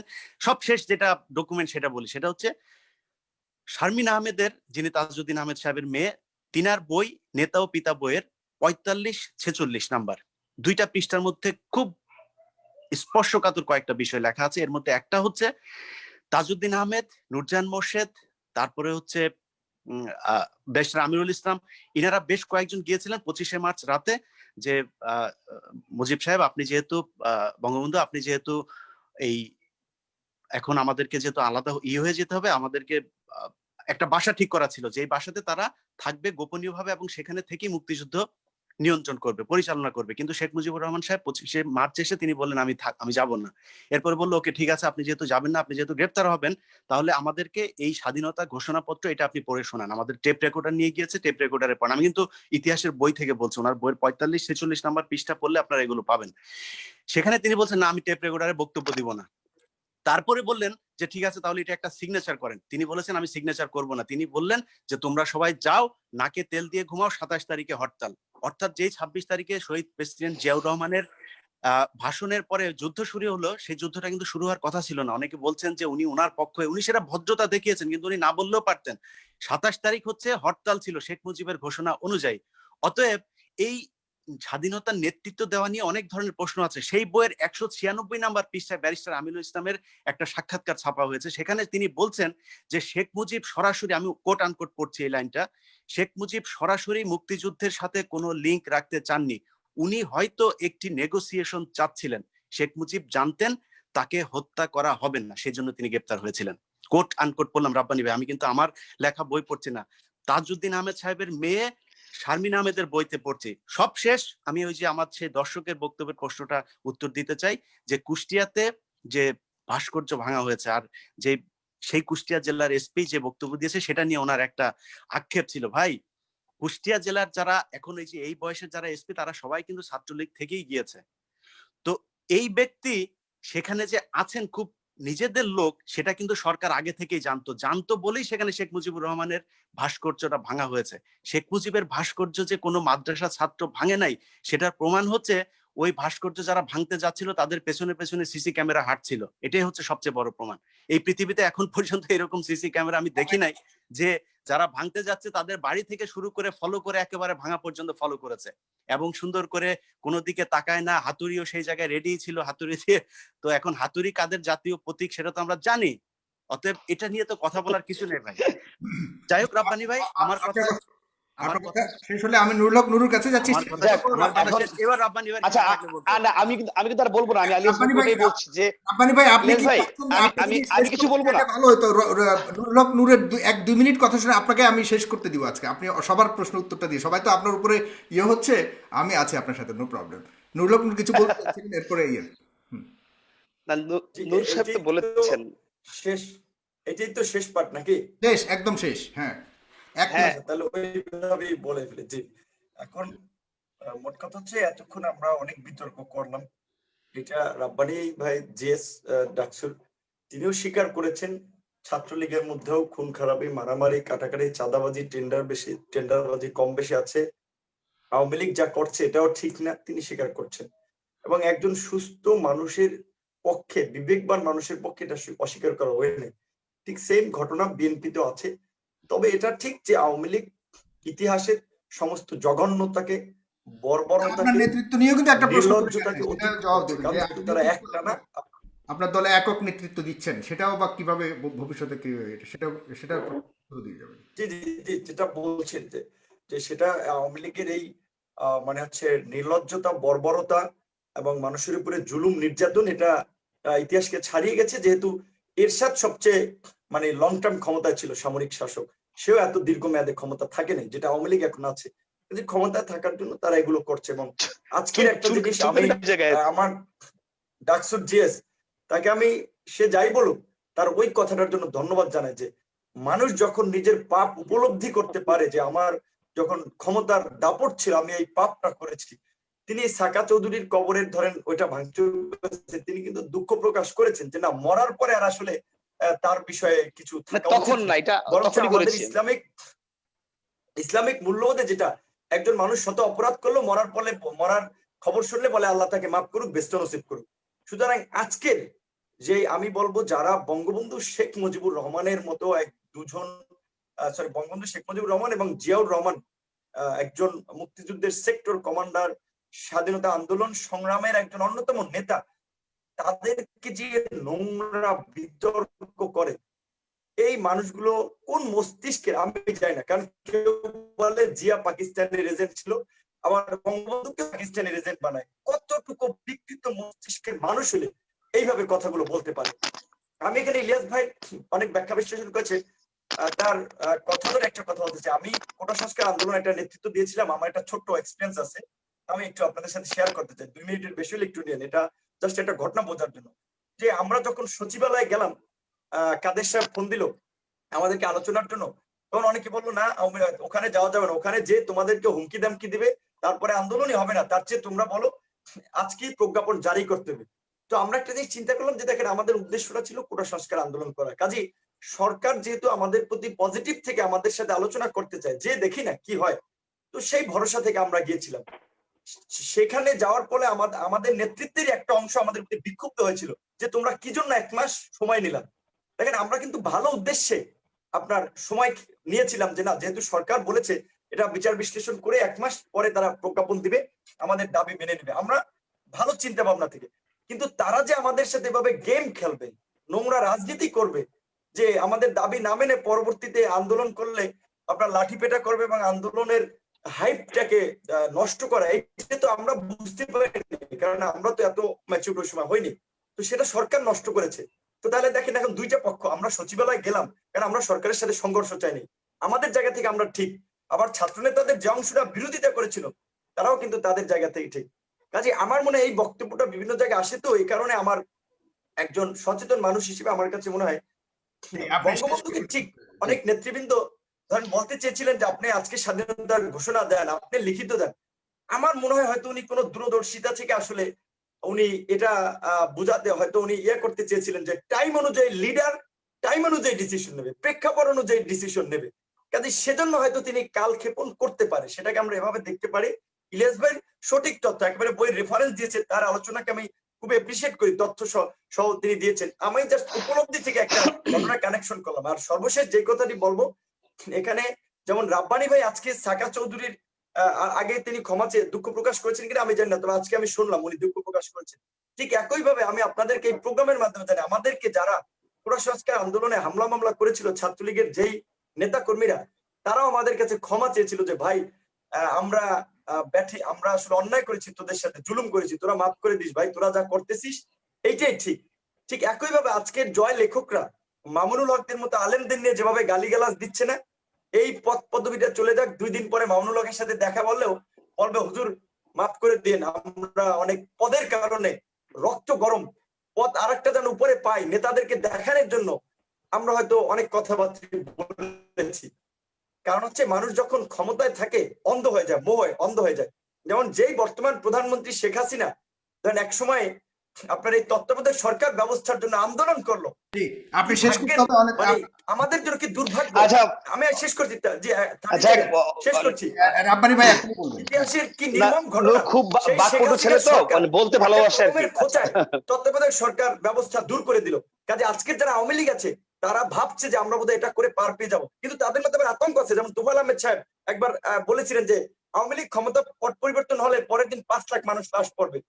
ওবায়দুল কাদের সাহেব বলেছিলেন ওই চট্টগ্রামের মরহুম মেয়র এবিএম মহিউদ্দিন সাহেব এবং আপনার নাসির সাহেবের একটা সমাবেশে যে এই যে টাকা করছেন, টাকা পয়সা কামাচ্ছেন, দল ক্ষমতায় না থাকলে কিন্তু টাকা পয়সা নিয়ে পালাতে পারবে না।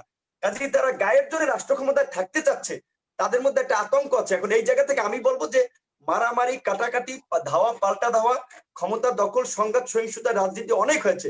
আসেন মুক্তিযুদ্ধের 50 বছরের এই বিজয়ের সুবর্ণ জয়ন্তীতে আমি আমার জায়গা থেকে, রাব্বানির জায়গা থেকে, আপনি সাংবাদিক আপনার জায়গা থেকে, মাকসুদ কমবার জায়গা থেকে, ইলিয়াস বার জায়গা থেকে আমাদের একটাই শপথ যে বাংলাদেশকে একটা গণতান্ত্রিক রাষ্ট্র বানাবো এবং এই দেশের গণতন্ত্রকে প্রাতিষ্ঠানিক রূপ দেওয়ার জন্য যেই সমস্ত বিষয়গুলো প্রয়োজন, যেমন আমাদের একটা স্বাধীন ও নিরপেক্ষ বিচার বিভাগ গঠন করতে হবে, নির্বাচনকালীন সরকারের একটা স্থায়ী সমাধান দরকার যেটা ভারতে রয়েছে। ঠিক এই মৌলিক দাবিগুলোতে ছাত্রলীগ, ছাত্রদল, জামাত, শিবির, জাতীয় পার্টি, বাম ডান সবার তো বিরোধ থাকার কথা না। কাজে এই একটা দাবিতে আমরা ঐক্যবদ্ধ এবং এই স্বৈরতন্ত্রের অবসান। দলের প্রধান কে হবে আপনার থেকে কিছু শুরু করতে শুনেন না সাগর ভাই, আমার ওই কথাটা মনে পড়লো যে এই যেরকম গণতন্ত্র কথা বলছে তখন আপনি শেষ করেন, আমার কথা শেষ করতে দেন, আপনার কথায় মন খুলে বলেন, আমি আর বলবো না এক সেকেন্ড। তুমি তো গালি দিল, যাবেন, আমি শেষ করছি। যেটা সাগর ভাই এই অনুষ্ঠান আপনারা শেষ করছেন ভাই। আমার দলে এখনই শেষ করে দিচ্ছি, রাব্বানী ভাইয়ের কথা শুনে শেষ করব। আর দর্শক আপনারা অবশ্যই আপনাদের টাইম শেয়ার করুন এবং শেষ করছি। সাগর ভাই আমার কথা শেষ করছি। আপনি যেটা জানতে চেয়েছেন, আমি ছাত্র অধিকার পরিষদ করি, সেই অধিকার পরিষদের আমি 3 নাম্বার যুগ্ম আহ্বায়ক ছিল হাসান আল মামুন, 1 নাম্বার যুগ্ম আহ্বায়ক রাশেদ খান, 2 নাম্বার যুগ্ম আহ্বায়ক ছিলেন ফারুক হাসান, আমি কিন্তু 3 নাম্বার যুগ্ম আহ্বায়ক। আমি আমার যোগ্যতা, লিডারশিপ, দক্ষতা, আমি ডাকসুর ভিপি হওয়ার পরে আমার একটা অন্যরকম পরিচিত হয়েছে। ঠিক দল গঠন এখন আমাকে মানুষ কথাবার্তা ভালো বলতে পারি, এই কারণে মানুষ একটু চেনে জানে বেশি, মিডিয়াতে আসি। কিন্তু দলের প্রধান, সংগঠনের লিডার কিন্তু আমি না। আমার যুব অধিকার পরিষদের নেতা আছে, তিনি আমারও সিনিয়র, ঢাকা বিশ্ববিদ্যালয়ের গণিতে 2005-6 সেশনের 4-5 সেশনের সম্ভবত 7-8 সেশনের মাস্টার্স সেশনের ছাত্র ছিলেন। কাজে এই প্ল্যাটফর্ম গুলো কিন্তু স্বাধীনভাবে পরিচালিত হচ্ছে এবং রাজনৈতিক দল গঠন হয় না। সুতরাং গঠন হলে ধন্যবাদ নুরুল হক। ঠিক আছে, আপনি বলবেন। এই সাগর ভাই, হ্যাঁ আমি ওইটাই বললাম যে যে অভিযোগটা কথা বলছে সেটা তো আসলে মানে নূর সাহেবের নিজের লোকই বলেছে, আমরা বাইরের কথা তো বলি নাই। তো এটা নিয়ে আমি কথা বলবো না। আর তিনি কোটা আন্দোলনের কথা বলে অনেক কথা বললেন। কোটা আন্দোলনে তো আর নূর সাহেবকে নিজে তিনি আবেগ থেকে যান নাই, তিনি গেলে তো অবশ্যই একটা বিসিএস দিতেন, তিনি একটা সরকারি পরীক্ষা দিতেন, যার জন্য তো কষ্ট করলেন। তাকে পাঠানো হয়েছিল এই সময় ছাত্র লীগেরই একটা অংশ সম্মেলন পেছানোর জন্য, তাকে প্রথমে 12,000 টাকা দিয়ে নূর সাহেবকে পাঠিয়েছিলেন আন্দোলনের একটা দখল নেয়ার জন্য, যেমন করে ইমরানের সরকারকে গণজাগরণ মঞ্চে পাঠানো হয়েছিল। শেষ সময় এসে এই সমস্ত মিথ্যা কথা বলে, মানে এই সমস্ত মিথ্যা কথা বলে আসলে তখন নূর মহসিন হলের উপসম্পাদক। আরো ইন্টারেস্টিং ঘটনা বলি, যেমন নূর সাহেব হচ্ছে কিন্তু তার যে হাসান আল ওই রাশেদ কিন্তু সিনিয়র, প্রথমে নিয়েছিল সে জিএস পদ, যখন জিএস এর ফর্ম নিয়েছে, যখন দেখলো যে না জিএস এর ফর্মে আমারই আসছে, তখন নুরজি কিন্তু আমাকে ফোন করলো যে না আমি ভাই এখন ভিপি তে ট্রান্সফার করব। কারণ এখান আরে ভাই মরতে হবে, করোনার মধ্যে মানুষ কিন্তু ভালো মানুষও মারা যাচ্ছে। এই সমস্ত মিথ্যা কথা করে শেষ সময় অন্যকে বিতর্কিত করে নিজের ফলন নেওয়ার একটা ধান্দাবাজি, মার্কেট দ্বারা ধান্দাবাজি করেন না। আপনার একটা পচা মাল, এটা সবাই জানে। কাজে যতই ঘষাবাজি করেন মার্কেটে খাবে না। নিজের কথা নিজে ভুলে যাও না। তুমি ফোন করছিলা, এনিওয়েজ এগুলো নিয়ে কথা বলবো না সাহেব। তুমি এই জন্যই ছাত্রলীগ থেকে আপনারা আউট করছে, ঠিক আছে? এই জন্যই ছাত্রলীগ এখন ধাওয়া দেয়, যেখানে যান ছাত্রলীগ এখন ধাওয়া দেয় এই সমস্ত কথাবার্তা আচার আচরণের কারণে। সত্য কথা বললে হাজী সাহেবের মুখ খারাপ, এটা সবাই বুঝে। এনিওয়েজ যাক, তুমি পারবা, তোমাকে দিয়ে হবে বাংলাদেশে, ঠিক আছে? এরকম চালু মাল দরকার। এনিওয়েজ যেটা বলছে, যাই হয়েছে, আমরা চাই সবাই মিলে সামনে 2020 সাল 2041 সালের মধ্যে উন্নত বাংলাদেশ চাই আমরা, তাই না? সুতরাং যে যেখানে আছে, এখানে নূর সাহেবের চিন্তা মাথায় গণতন্ত্র, আমার চিন্তা সুনিক বাংলাদেশ, উন্নত বাংলাদেশ, আমি আমার জায়গা থেকে বলছি। সুতরাং এই জায়গাটায় ইলিয়াস ভাইরা, এই যে নূর সাহেবরা, আমাদের মাসুদ কামাল ভাইরা আছেন, সবাই সবার জায়গা থেকে আসেন, একসঙ্গে মানুষের জন্য কাজ করি। আমি রাজনীতি বলতে ভাই সিম্পলি বুঝি মানুষের সেবা করা, অন্যায়ের প্রতিবাদ করা। এই দুটো জিনিস আমি যখন যেখানে ছিলাম সেখান থেকে আমার সাধ্যমতো করেছি, ইনশাল্লাহ আগামীতে করব। ন্যায়কে ন্যায় বলবো, সাদাকে সাদা, কালোকে কালো বলবো, দিনকে দিন, রাতকে রাত বলবো। সুতরাং এটাতে আমার যাই হোক, আমি বঙ্গবন্ধু আমার স্ট্যান্ডার্ড, আমি তাকেই ফলো করার চেষ্টা করি। সুতরাং এটুকু বললাম। ইলিয়াস ভাই, আপনি অনেক পজিটিভ কথা বলছেন, কিন্তু অনেক ক্ষেত্রে পক্ষপাতদুষ্ট হয়ে গেছে, হবে স্বাভাবিক। আপনি একটা আদর্শকে ধারণ করেন। সকল আদর্শ বাইরের কান্ট্রি গুলোতে, ইউএসএ বল, আপনি ইউএসএ আছেন, ইউএসএ ইউকে তে কি হয় যে রিপাবলিক না ডেমোক্রেটিক হোয়াটএভার, দেশের স্বার্থে সবাই এক, দেশের উন্নয়নে, জনগণের কল্যাণে সবাই এক। অন্ধের মতো বলে না এটা ভালো না, এটা খারাপ, এটা বলে না। আসলে আমরা ওই প্র্যাকটিসটা শুরু করি। কানাডা যে প্র্যাকটিস, ওই প্র্যাকটিস করি, যে ক্ষমতায় আওয়ামী লীগ আছে না বিএনপি আছে, কে আছে, যেটা দেশের স্বার্থে আছে, সবাই মিলে কাজ করি। তো আমার মনে হয় এখন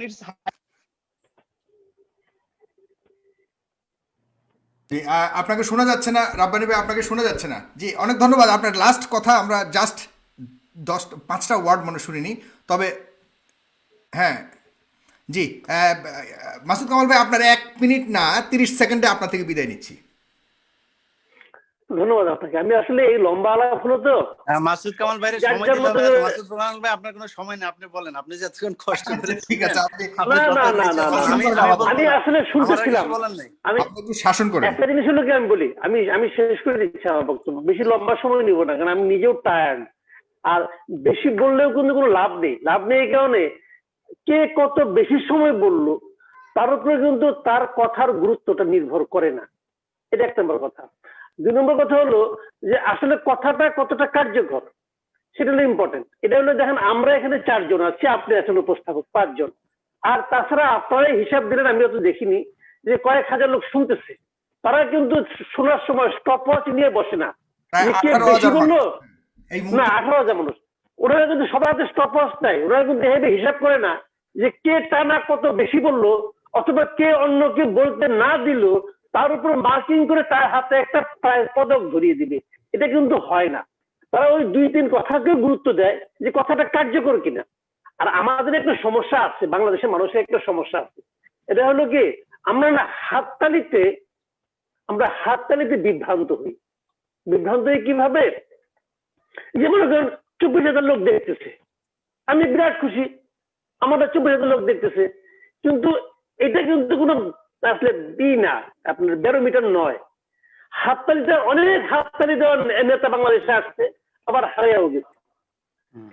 হাততালিটা ইম্পর্টেন্ট না, ইম্পর্টেন্ট হলো আপনি নিজের বিবেককে প্রশ্ন করেন, আপনি কি বলছেন, তার জন্য বলছেন, দ্যাট ইজ ইম্পর্টেন্ট। আর আরেকটা জিনিস হলো কি, যে আমাদের আরেকটা সমস্যা আছে, ওই বলা হয় একটা প্রবাদ যে বাঙালি না থামতে জানে না।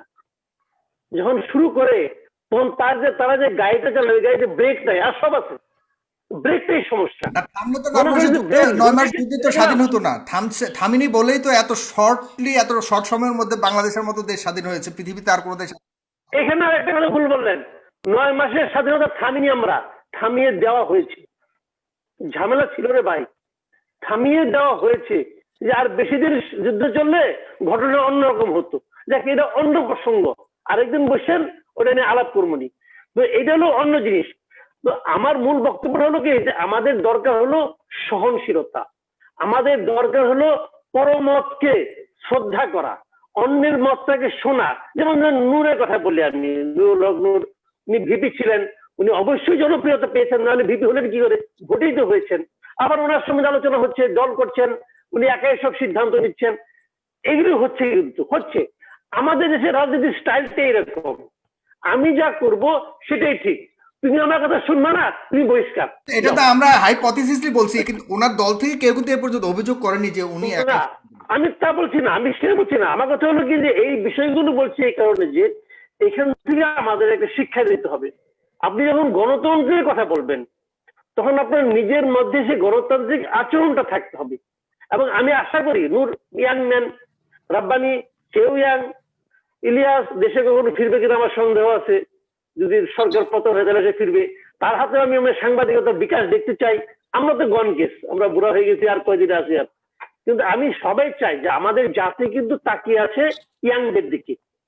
আমি অবশ্যই বলবো যে আলোচনা করেন, সমালোচনা করেন, নেতৃবৃন্দের ভুল ধরেন, সবার ভুল ধরে আপনারা পিউরিফাইড হন, এবং আপনারা এই ইয়াংদের উপর আমরা তাকিয়ে আছি যে ওনাদের কাছ থেকে আমরা একটা নতুন কিছু পাবো বলে। সবাইকে রিকোয়েস্ট, পরমতকে শ্রদ্ধা করতে শিখুন, তাহলে হয়তো আমরা কিছু পাবো, কিন্তু আমরা পাচ্ছি না এখন। এটাই দুর্ভাগ্য আমাদের। আমাদের যে বর্তমানে যে সমস্ত নেতৃত্ব আছেন তাদের কাছ থেকে এটাই দেখতেছি। যেমন একটু আগে নূর রব্বানি একটা কথা বললেন যে পরমত দেখেন, এত বড় একটা দুর্যোগের মধ্যে আমরা গেলাম। আমি শেষ কথা শেষ করি, এই যে করোনাটা হলো, এত বড় একটা দুর্যোগ হলো, তো পুরা জিনিসটা আওয়ামী লীগ ক্রেডিট দিচ্ছে, আমরা সমাধান করছি। আপনাদের উচিত ছিল একটা সর্বদলীয় সবাইকে নিয়ে একটা কমিটি করা, যে জাতীয় দুর্যোগ আসেন কি করা যায়, সবাইকে ইনভলভ করা। ইনভলভ তো করলেন না, চেষ্টাও করলেন না। কেন? কেন একা একা সব করবেন? একা একা সব করা যায়? সবাইকে নিয়ে করতে হয়, তাই না? সবাইকে নিয়ে করলে থেকে জাতি বেড়ে ওঠে। এই জাতিটা তো আওয়ামী জাতি না, এই জাতিটা বিএনপির জাতি না, এটা বাঙালি জাতি। হ্যাঁ, বাংলাদেশকে আমরা সবাইকে নিয়ে অগ্রসর হতে হবে। যতক্ষণ পর্যন্ত সবাইকে না নিয়ে অগ্রসর হতে পারবেন, ততক্ষণ পর্যন্ত আমাদের উন্নতির কোনো আশা নেই ভাই। জি, অনেক অনেক অনেক ধন্যবাদ জনাব মাসুদ কামাল। এবং আমরা যা দেখলাম আজকে, অনেক আশার বাণী আমরা শুনেছি। আমি কখনো দেখিনি এতটুকু আশার বাণী, কোনো সময় কখনো রাজনৈতিক দল থেকে কখনো শুনিনি। যেমন রাব্বানি সাহেব বলেছেন ইলিয়াস সাহেবকে যে আপনি দেশে আসুন, আপনার সব নিরাপত্তা আমি দেব। তার মানে তার যে একটা এই আহ্বানটা আমি পজিটিভলি নিতে চাই। নুরুল হক নূর সাহেব বলেছেন আসেন, আপনি ভালোভাবে ইয়ে করলে আমার দলেও যোগদান করতে পারবেন। উনি হয়তো আসবেন না আসবেন কি। এরপরে গোলাম রাব্বানি সাহেব বলেছেন সবাই একসাথে আসুন, পজিটিভ বাংলাদেশ গড়তে চাই। এই যে ইয়াংদের কাছ থেকে আসার যে একটা, আপনি বললেন, আমি তো ইয়াং, আমি তো আপনার মতো মোটামুটি, আপনি ইয়াং কিন্তু আপনার জায়গা। তবে এই যে একটা আশার, এই যে একটা আহ্বানের শুরু হয়েছে, যেটা উনি আজকে শুরু ক্ষমা চেয়েছেন, এই যে ক্ষমা চাওয়ার যে একটা লক্ষণ, এটা একটা মহত্বের শুরু। আমরা যে আপনি যেভাবে আশা করেছেন, সবাই একটা না একটা জায়গায় এসে আসলে রিয়ালাইজ করতে হয় এটা। এই সময়ে আমরা ওনাদের কাছ থেকেই চাই। গোলাম রাব্বানি এবং নুরুল হক নূর বিশেষ করে এখানে রাজনীতি করছেন, আমরা বাকিরা রাজনীতি করি না এখানে যারা আছি। আমরা আপনাদের কাছ থেকে সত্যিকার অর্থেই একটা পজিটিভ বাংলাদেশ আশা করি, এবং সেটা নুরুল হক নূর যেভাবে শুরু করেছেন, আমরা চাই আপনি সবাইকে আহ্বান করুন, আওয়ামী লীগকেও আহ্বান করুন, সবাইকে আহ্বান করুন, একটা নতুন দিগন্তের শুরু হোক। বা আওয়ামী লীগ আহ্বান করলে, বিএনপি আহ্বান করলে আপনারা যান। আর কত, স্বাধীনতার 50 বছরে একটি নতুন বাংলাদেশে নতুন সূর্যোদয় দেখতে চাই, যেটা গোলাম রাব্বানি আহ্বান করেছে। আমরা সবাই চাই। আর গোলাম রাব্বানি আপনাকে বারবার কিন্তু প্রবাসীদের নিয়ে কথা বলছেন, এই প্রবাসীর টাকায় কিন্তু বাংলাদেশ চলছে। আপনাকে মনে করতে হবে, প্রবাস থেকে যারাই কথা বলে তাদের কথার গুরুত্ব দিতে হবে আপনাকে, মাস্ট। কারণ হলো ওইখানে যারা কথা বলে প্রবাস থেকে, তাদের কথাকে গুরুত্ব না দেওয়াটা কিন্তু কোনোভাবেই মানা যায় না। আপনার কাছ থেকে আশা করি না। আপনি বলেছেন কয়েকবার যে প্রবাসে বসে তো আর বললেই হয়ে যায় না। প্রবাসে বসে যারা কথা বলছে তাদের অবশ্যই আপনার সম্মান দিতে হবে, কারণ প্রবাসীদের টাকা বাংলাদেশ চলে। আজকে এ পর্যন্তই। দর্শক, আপনারা এই পর্যন্ত দীর্ঘক্ষণ অনুষ্ঠানটা দেখেছেন। আমার অনুষ্ঠান যদি ভালো লেগে থাকে, আগামী অনুষ্ঠান দেখার জন্য আমাদের এই পেজ। কিন্তু আমার শেষ কথা বলতে দেন নাই কিন্তু। আপনি বলবেন আর আমার কিন্তু শেষ কথা বলেন। আমার কাছে তো বলা দরকার ছিল যে ভাই আপনারা দিলাম না, এটা তো বলবেন আপনি। আমার শেষ মিনিট আমি পাইনি। আচ্ছা, ও আপনাকে দেইনি সত্যি না, আপনার থেকে শেষ করে। জি, আমার শেষ কথা, মানে কারণ এতক্ষণ আমি রাব্বানি ভাইকে যা বললাম, রাব্বানি ভাই কিন্তু আমার উপরে হয়তো ক্ষোভ থাকতে পারে, কিন্তু আমি ওনাকে সব শেষ কিছু কথা বলতে চাই। যে প্রথমেই অবশ্যই ধন্যবাদ দিতে চাই যে রাব্বানি ভাইয়ের মধ্যে যে এই বিবেকটা যে মানে জেগেছে, যে উনি যে কবরে গিয়ে যেই ঘটনাটাই ঘটেছে সেটা করে নাই। কারণ কি জানেন, এই মৃত মানুষকে নিয়ে না রাজনীতি বন্ধ করতে হবে। কারণ আজকে আপনি সেই জিয়াউর রহমানকে নিয়ে করছেন না, এই ইতিহাসে অনেক কিছু আছে। আপনারা যে খালি বলেন না আমি শেখ মুজিবের আদর্শ, আমি জিয়াউর রহমানের আদর্শ, আমি তার আদর্শ, এই আদর্শের মানুষগুলো শেষ দিন যখন মারা গেছে তার আগের নামাজটাও পড়ে নেই। আপনি গ্যারান্টি দিতে পারবেন সে আগের দিন ঈশা নামাজ পড়েছিল, তার আগের দিন মাগরিব নামাজ পড়েছিল? আপনি একজন মুসলমান হিসেবে আপনার আদর্শ হওয়ার কথা কি? আপনি সেই আদর্শ না হয়ে তারপরে এই আদর্শে যাচ্ছেন, যান, কোনো সমস্যা নেই। কিন্তু আপনার কি বলে, সাথে থাকলেই আপনি ওই যে নুরু ভাই বললো যে সঙ্গী, আর সাথে না থাকলেই জঙ্গি, এই জিনিসগুলো থেকে সরে আসতে হবে। আমরা কথা বলছি এই জন্য আমরা রাজাকার হয়ে গেছি। লাইভের মধ্যে আমার দর্শক আপনার কমেন্ট করছিল যে তুই তো রাজাকার। তো আমি বলেছি যে ভাই ঠিক আছে আমি রাজাকার, আমার বাপ রাজাকার ছিল, যা আমার বাপ রাজাকার, তুই মনে কর যে তোদের মানে রাজাকারদের কাজ কি ছিল সেই কথাটাই বলেছি যে তোদের মাদেরকে ওই পাকিস্তান ক্যাম্পে নিয়ে যেত, সেখানেই তোদের হয়েছে। এখন কথা আপনাকে একটা স্বীকার করতে হবে, যদি আপনি আমাকে রাজাকার মনে করেন, আমি রাজাকার, তাহলে আমি কি করেছি ৭১-এ? তাহলে ৭১-এ আমি যেটা করেছি যে আমি তাহলে মানুষের ওই যে রাজাকাররা যেটা করেছে তাদের মাদেরকে দিয়ে এসেছি, তাহলে তাদের ঘরে হয়েছে কারা? তাদের ঘরে হয়েছে আজকে যারা মুক্তিযুদ্ধের সপক্ষের শক্তি তারা। মানে একটা মানেন, হয় আপনারা রাজাকার হন, নাহলে আমাদের রাজাকার হইতে দেন। আর তারপরে যদি মনে করেন যে না তর্কের খাতিরে আমাকে রাজাকার বানাবেন, আমি খারাপ মানুষ, তো আমরা রাজাকার হইতে না, সমস্যা নেই। কারণ এই রাব্বানী ভাই বললেন দেশের কথা বলতে না করলেন, তো দেশের কথা বললাম না, আমেরিকার কথাই বলি।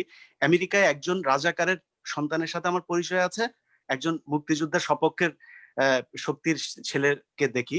একজন হচ্ছে নাসিমের ছেলে, আরেকজন হচ্ছে নিজামী সাহেবের ছেলে। তো নিজামী সাহেবের ছেলে এখানে বিশ্ববিদ্যালয়ের একজন প্রফেসর, আর আর নাসিম সাহেবের ছেলে কে জানেন? তিনি এখানে চুরি করে এনে তারপরে ঘরবাড়ি বানিয়েছেন, এটা সবাই জানে এখানে।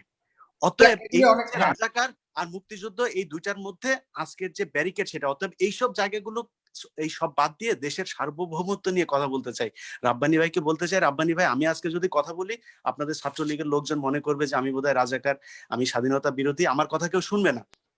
আপনি যেহেতু ওই দলটাতে আছে, এই দলের লোকদেরকে বুঝান। আপনি বলছেন তো আপনি খুব ভালো কাজ করেন, একটা কাজ করতে পারবেন আপনি আজকে একটা আপনার কথা শোনা যায় না, সামহাও আপনার ওখানে প্রবলেম। হ্যাঁ, আপনার ফেসবুকের কোনো একটা করতে পারবেন যেখানে আপনি বলবেন যে ভারত যে আমাদের সীমান্তে মানুষ খুন করছে সেটার বিরুদ্ধে একটা দিতে পারবেন, পোস্ট করতে পারবেন? পারবেন না, কারণ ওই জায়গাতেই আপনারা আটকানো থাকবেন। সবশেষ যেটা বলতে চাই, বাংলাদেশে আমরা মুসলমান, তো আমাদের মধ্যে মুসলমানের যে ইগো সেটা কিন্তু খুব বেশি কাজ করে, অতএব এই জায়গাটায় হাত দিয়েন না। আমি সবশেষ ছোট্ট 2 লাইনের একটা চিঠি পড়ি। আপনার সাতক্ষীরাতে যে জেলা ম্যাজিস্ট্রেটের কার্যালয় থেকে যে একটা দেওয়া হয়েছে, সেখানে বলা হয়েছে যে একাদশ জাতীয় সংসদের ধর্ম বিষয়ক মন্ত্রণালয় সম্পর্কিত স্থায়ী কমিটির ৬ষ্ঠ বৈঠকের কার্যবিবরণীর ১২ ক্ষয়ের সিদ্ধান্ত সুপারিশ বাস্তবায়ন প্রসঙ্গে সেখানে সূত্র বলা হচ্ছে বিভাগীয় কমিশনার খুলনা মহোদয়ের স্মারক নম্বর উপযুক্ত বিষয়ে আপনার স্মারকে একাদশ জাতীয় সংসদের ধর্ম বিষয়ক মন্ত্রণালয় সম্পর্কিত স্থায়ী কমিটির ৬ষ্ঠ বৈঠকের কার্যবিবরণীর ১২ খ অনুযায়ী সিদ্ধান্ত সুপারিশ বাস্তবায়নের জন্য অনুরোধ করা হলো। সিদ্ধান্ত সুপারিশ কি? সেটা হচ্ছে দেশের বিভিন্ন স্থানে অনুষ্ঠিত ওয়াজ মাহফিলে লাউড স্পিকার ব্যবহারে যে জনদুর্ভোগ সৃষ্টি করা হচ্ছে তার বিরুদ্ধে প্রয়োজনীয় ব্যবস্থা গ্রহণ করা। সেখানে সিগনেচার করেছে কে? ইন্দ্রজিৎ সাহা। রাব্বানী ভাই আপনি কি বিশ্বাস করেন আজকে ইসলাম ধর্মের বিরুদ্ধে বাংলাদেশে যা হচ্ছে, ভারতকে যেভাবে আমাদের দেশে প্রতিষ্ঠিত করা হচ্ছে, এটাকে আপনি মানেন? যদি মানেন তাহলে আর কিছু বলার নাই, যদি না মানেন তাহলে এই জায়গায় আসেন। ভাই দুর্নীতি আপনি করেন, আমি করেন, বাংলাদেশের সবাই দুর্নীতিবাজ। ওই ঢাকা মেডিকেলে পাঠান যে সারাদিন দুর্নীতির বিরুদ্ধে কথা বলে, দুর্নীতির বিরুদ্ধে কথা শুনতে চায়, ওরা ঢাকা মেডিকেলে পাঠান। ও চিন্তা করবে যে ওই যে লাইনে দাঁড়ানোর সময় তখন চিন্তা করবে কেমনে ১০ টাকা দিয়ে সিরিয়ালটা ভেঙে আগে যাওয়া যায়। অতএব আমরা সবাই আমাদের এই সিস্টেমটাই করাপ্টেড। অতএব এই জায়গায় কথা বলে লাভ নেই, ভারতের জায়গায় আসেন আর ধর্মের জায়গায় আসেন। আজকে আপনাদের দলের নেতারা এই যে হাফেজদের বিরুদ্ধে কথা বলছে যে তোরে পেটা পিটায় তারপরে মাদ্রাসায় পাঠাইছে, আমি এমনিই পড়ছি, তুই হাফেজ হয়ে কি করবি? হাফেজ এই এদের বিরুদ্ধে কথা বলি ইনডিরেক্টলি কার বিরুদ্ধে কথা বলছেন জানেন? আজকে যে কোরআন শরীফটা পড়েন, এই কোরআন শরীফটা হযরত মুহাম্মদ সাল্লাল্লাহু আলাইহি সাল্লামের উপরে যখন কোরআন নাজিল হয়েছে তখন এই হাফেজরাই, তার সাহাবীরাই হচ্ছে গিয়ে এই কোরআনগুলো মুখস্থ করে রেখেছিল। যখন উসমান রাদিয়াল্লাহু তাআলা আনহু যখন কিনা এই কোরআন আপনার বিভিন্ন আর আসলে এটা গোলাম রাব্বানী সাহেব আপনি কিছু একটা বলছিলেন বা বলতে চাচ্ছেন, কিন্তু আমি তাকে শুনতে পাই। আপনারা কি শুনতে পাচ্ছেন? আমার এখান থেকে কোনো মিউট করা নাই, কিন্তু ওনার ওখান থেকে হয়তো মিউট করা। তো সেই কোরআন শরীফটাই কিন্তু আজকে পড়ছেন, অতএব সেই হাফেজদের বিরুদ্ধে কিন্তু আপনারা কথা বলছেন। এই দুনিয়ায় থেকে আওয়ামী লীগ করে তারপরে ১০ বছর ১৫ বছর ২০ বছর তারপরে আপনি করবেন, আপনারা রাজত্ব করে তারপরে দেশ চালাবেন, জোর জুলুম করে ভোট চুরি করে থাকবেন, এটাই শেষ না। কিন্তু মনে করেন কিছুই হলো না, শেখ হাসিনার জীবন এইভাবেই গেল, তারপরের জীবনে কি জবাব দিবেন? এই যে চিঠিগুলো আজকে বাংলাদেশে এই সময়টাতে সবচাইতে বেশি ওয়াজ মাহফিল হয়, সেগুলো আজকে হতে দেওয়া হচ্ছে না, এগুলোর জবাব দিতে হবে। আর সবশেষে সেই কথাটা বলতে চাই যে দেশকে। রাব্বানি ভাই আমাকে বলেছেন যে দেশে আসেন, আপনাকে সব নিরাপত্তা দেওয়া হবে। রাব্বানি ভাই, আপনি আমাকে নিরাপত্তা কি দিবেন? আমি তো আমার জীবনের চিন্তা করি না। ২ নাম্বার হচ্ছে, দেশে গেলে আপনি যে আমাকে নিরাপত্তা দিবেন সেটা আমি বিশ্বাস করব কেমনে? কারণ আপনি আপনার নিজের পদই বাঁচাইতে পারেন নাই। আপনি আমার নিরাপত্তা দেবেন কি? আল্লাহ হাফেজ। জি দর্শক আপনারা না, তবে হ্যাঁ আমি আবারও বলবো, রাব্বানি ভাইও যদি ভালো একটা দল করে, সবাইকে আহ্বান করে, আমি যেতে রাজি আছি। কারণ হলো আজকে বলুক, আর রাব্বানি ভাই আজকে নেতারা ভারতের হয়ে নেতার যেতে মতো হবে। আমি তার সবসময় ভিতরে আছে। পরিষ্কারভাবে বলি যে রাব্বানি ভাই, আমি কোন দলের হয়ে কথা বলতে চাই না। যদি ভারতের থেকে আওয়ামী লীগ আজকে বলে ভারত থেকে সরে এসছে, কালকে আমি আওয়ামী লীগে যোগ দেব। এই বক্তব্য আমি আমার ইউটিউবে অন্তত ৫ বার বলেছি। সেটা যদি আপনার রাব্বানি ভাইও কালকে করে বলেন। তাহলে কোনো সময় দুর্নীতি নিয়ে আমার কোনো অভিযোগ নাই। দুর্নীতি নিয়ে আমার 0% অভিযোগ নাই। দুর্নীতি আমরা সবাই করি। জি, অনেক সুন্দর পজিটিভ আহ্বান করেছেন এবং সবাই ভালো থাকবেন। দর্শক আপনারা অবশ্যই আমাদের পেজটিকে লাইক দিয়ে আমাদের পরবর্তী অনুষ্ঠান দেখার জন্য আমাদের সাথে থাকবেন। ফেস দ্য পিপলের সাথে থাকবেন। ভালো থাকবেন, সুস্থ থাকবেন। ধন্যবাদ সবাইকে, দর্শক এবং অতিথি যারা আসছেন। আল্লাহ হাফেজ।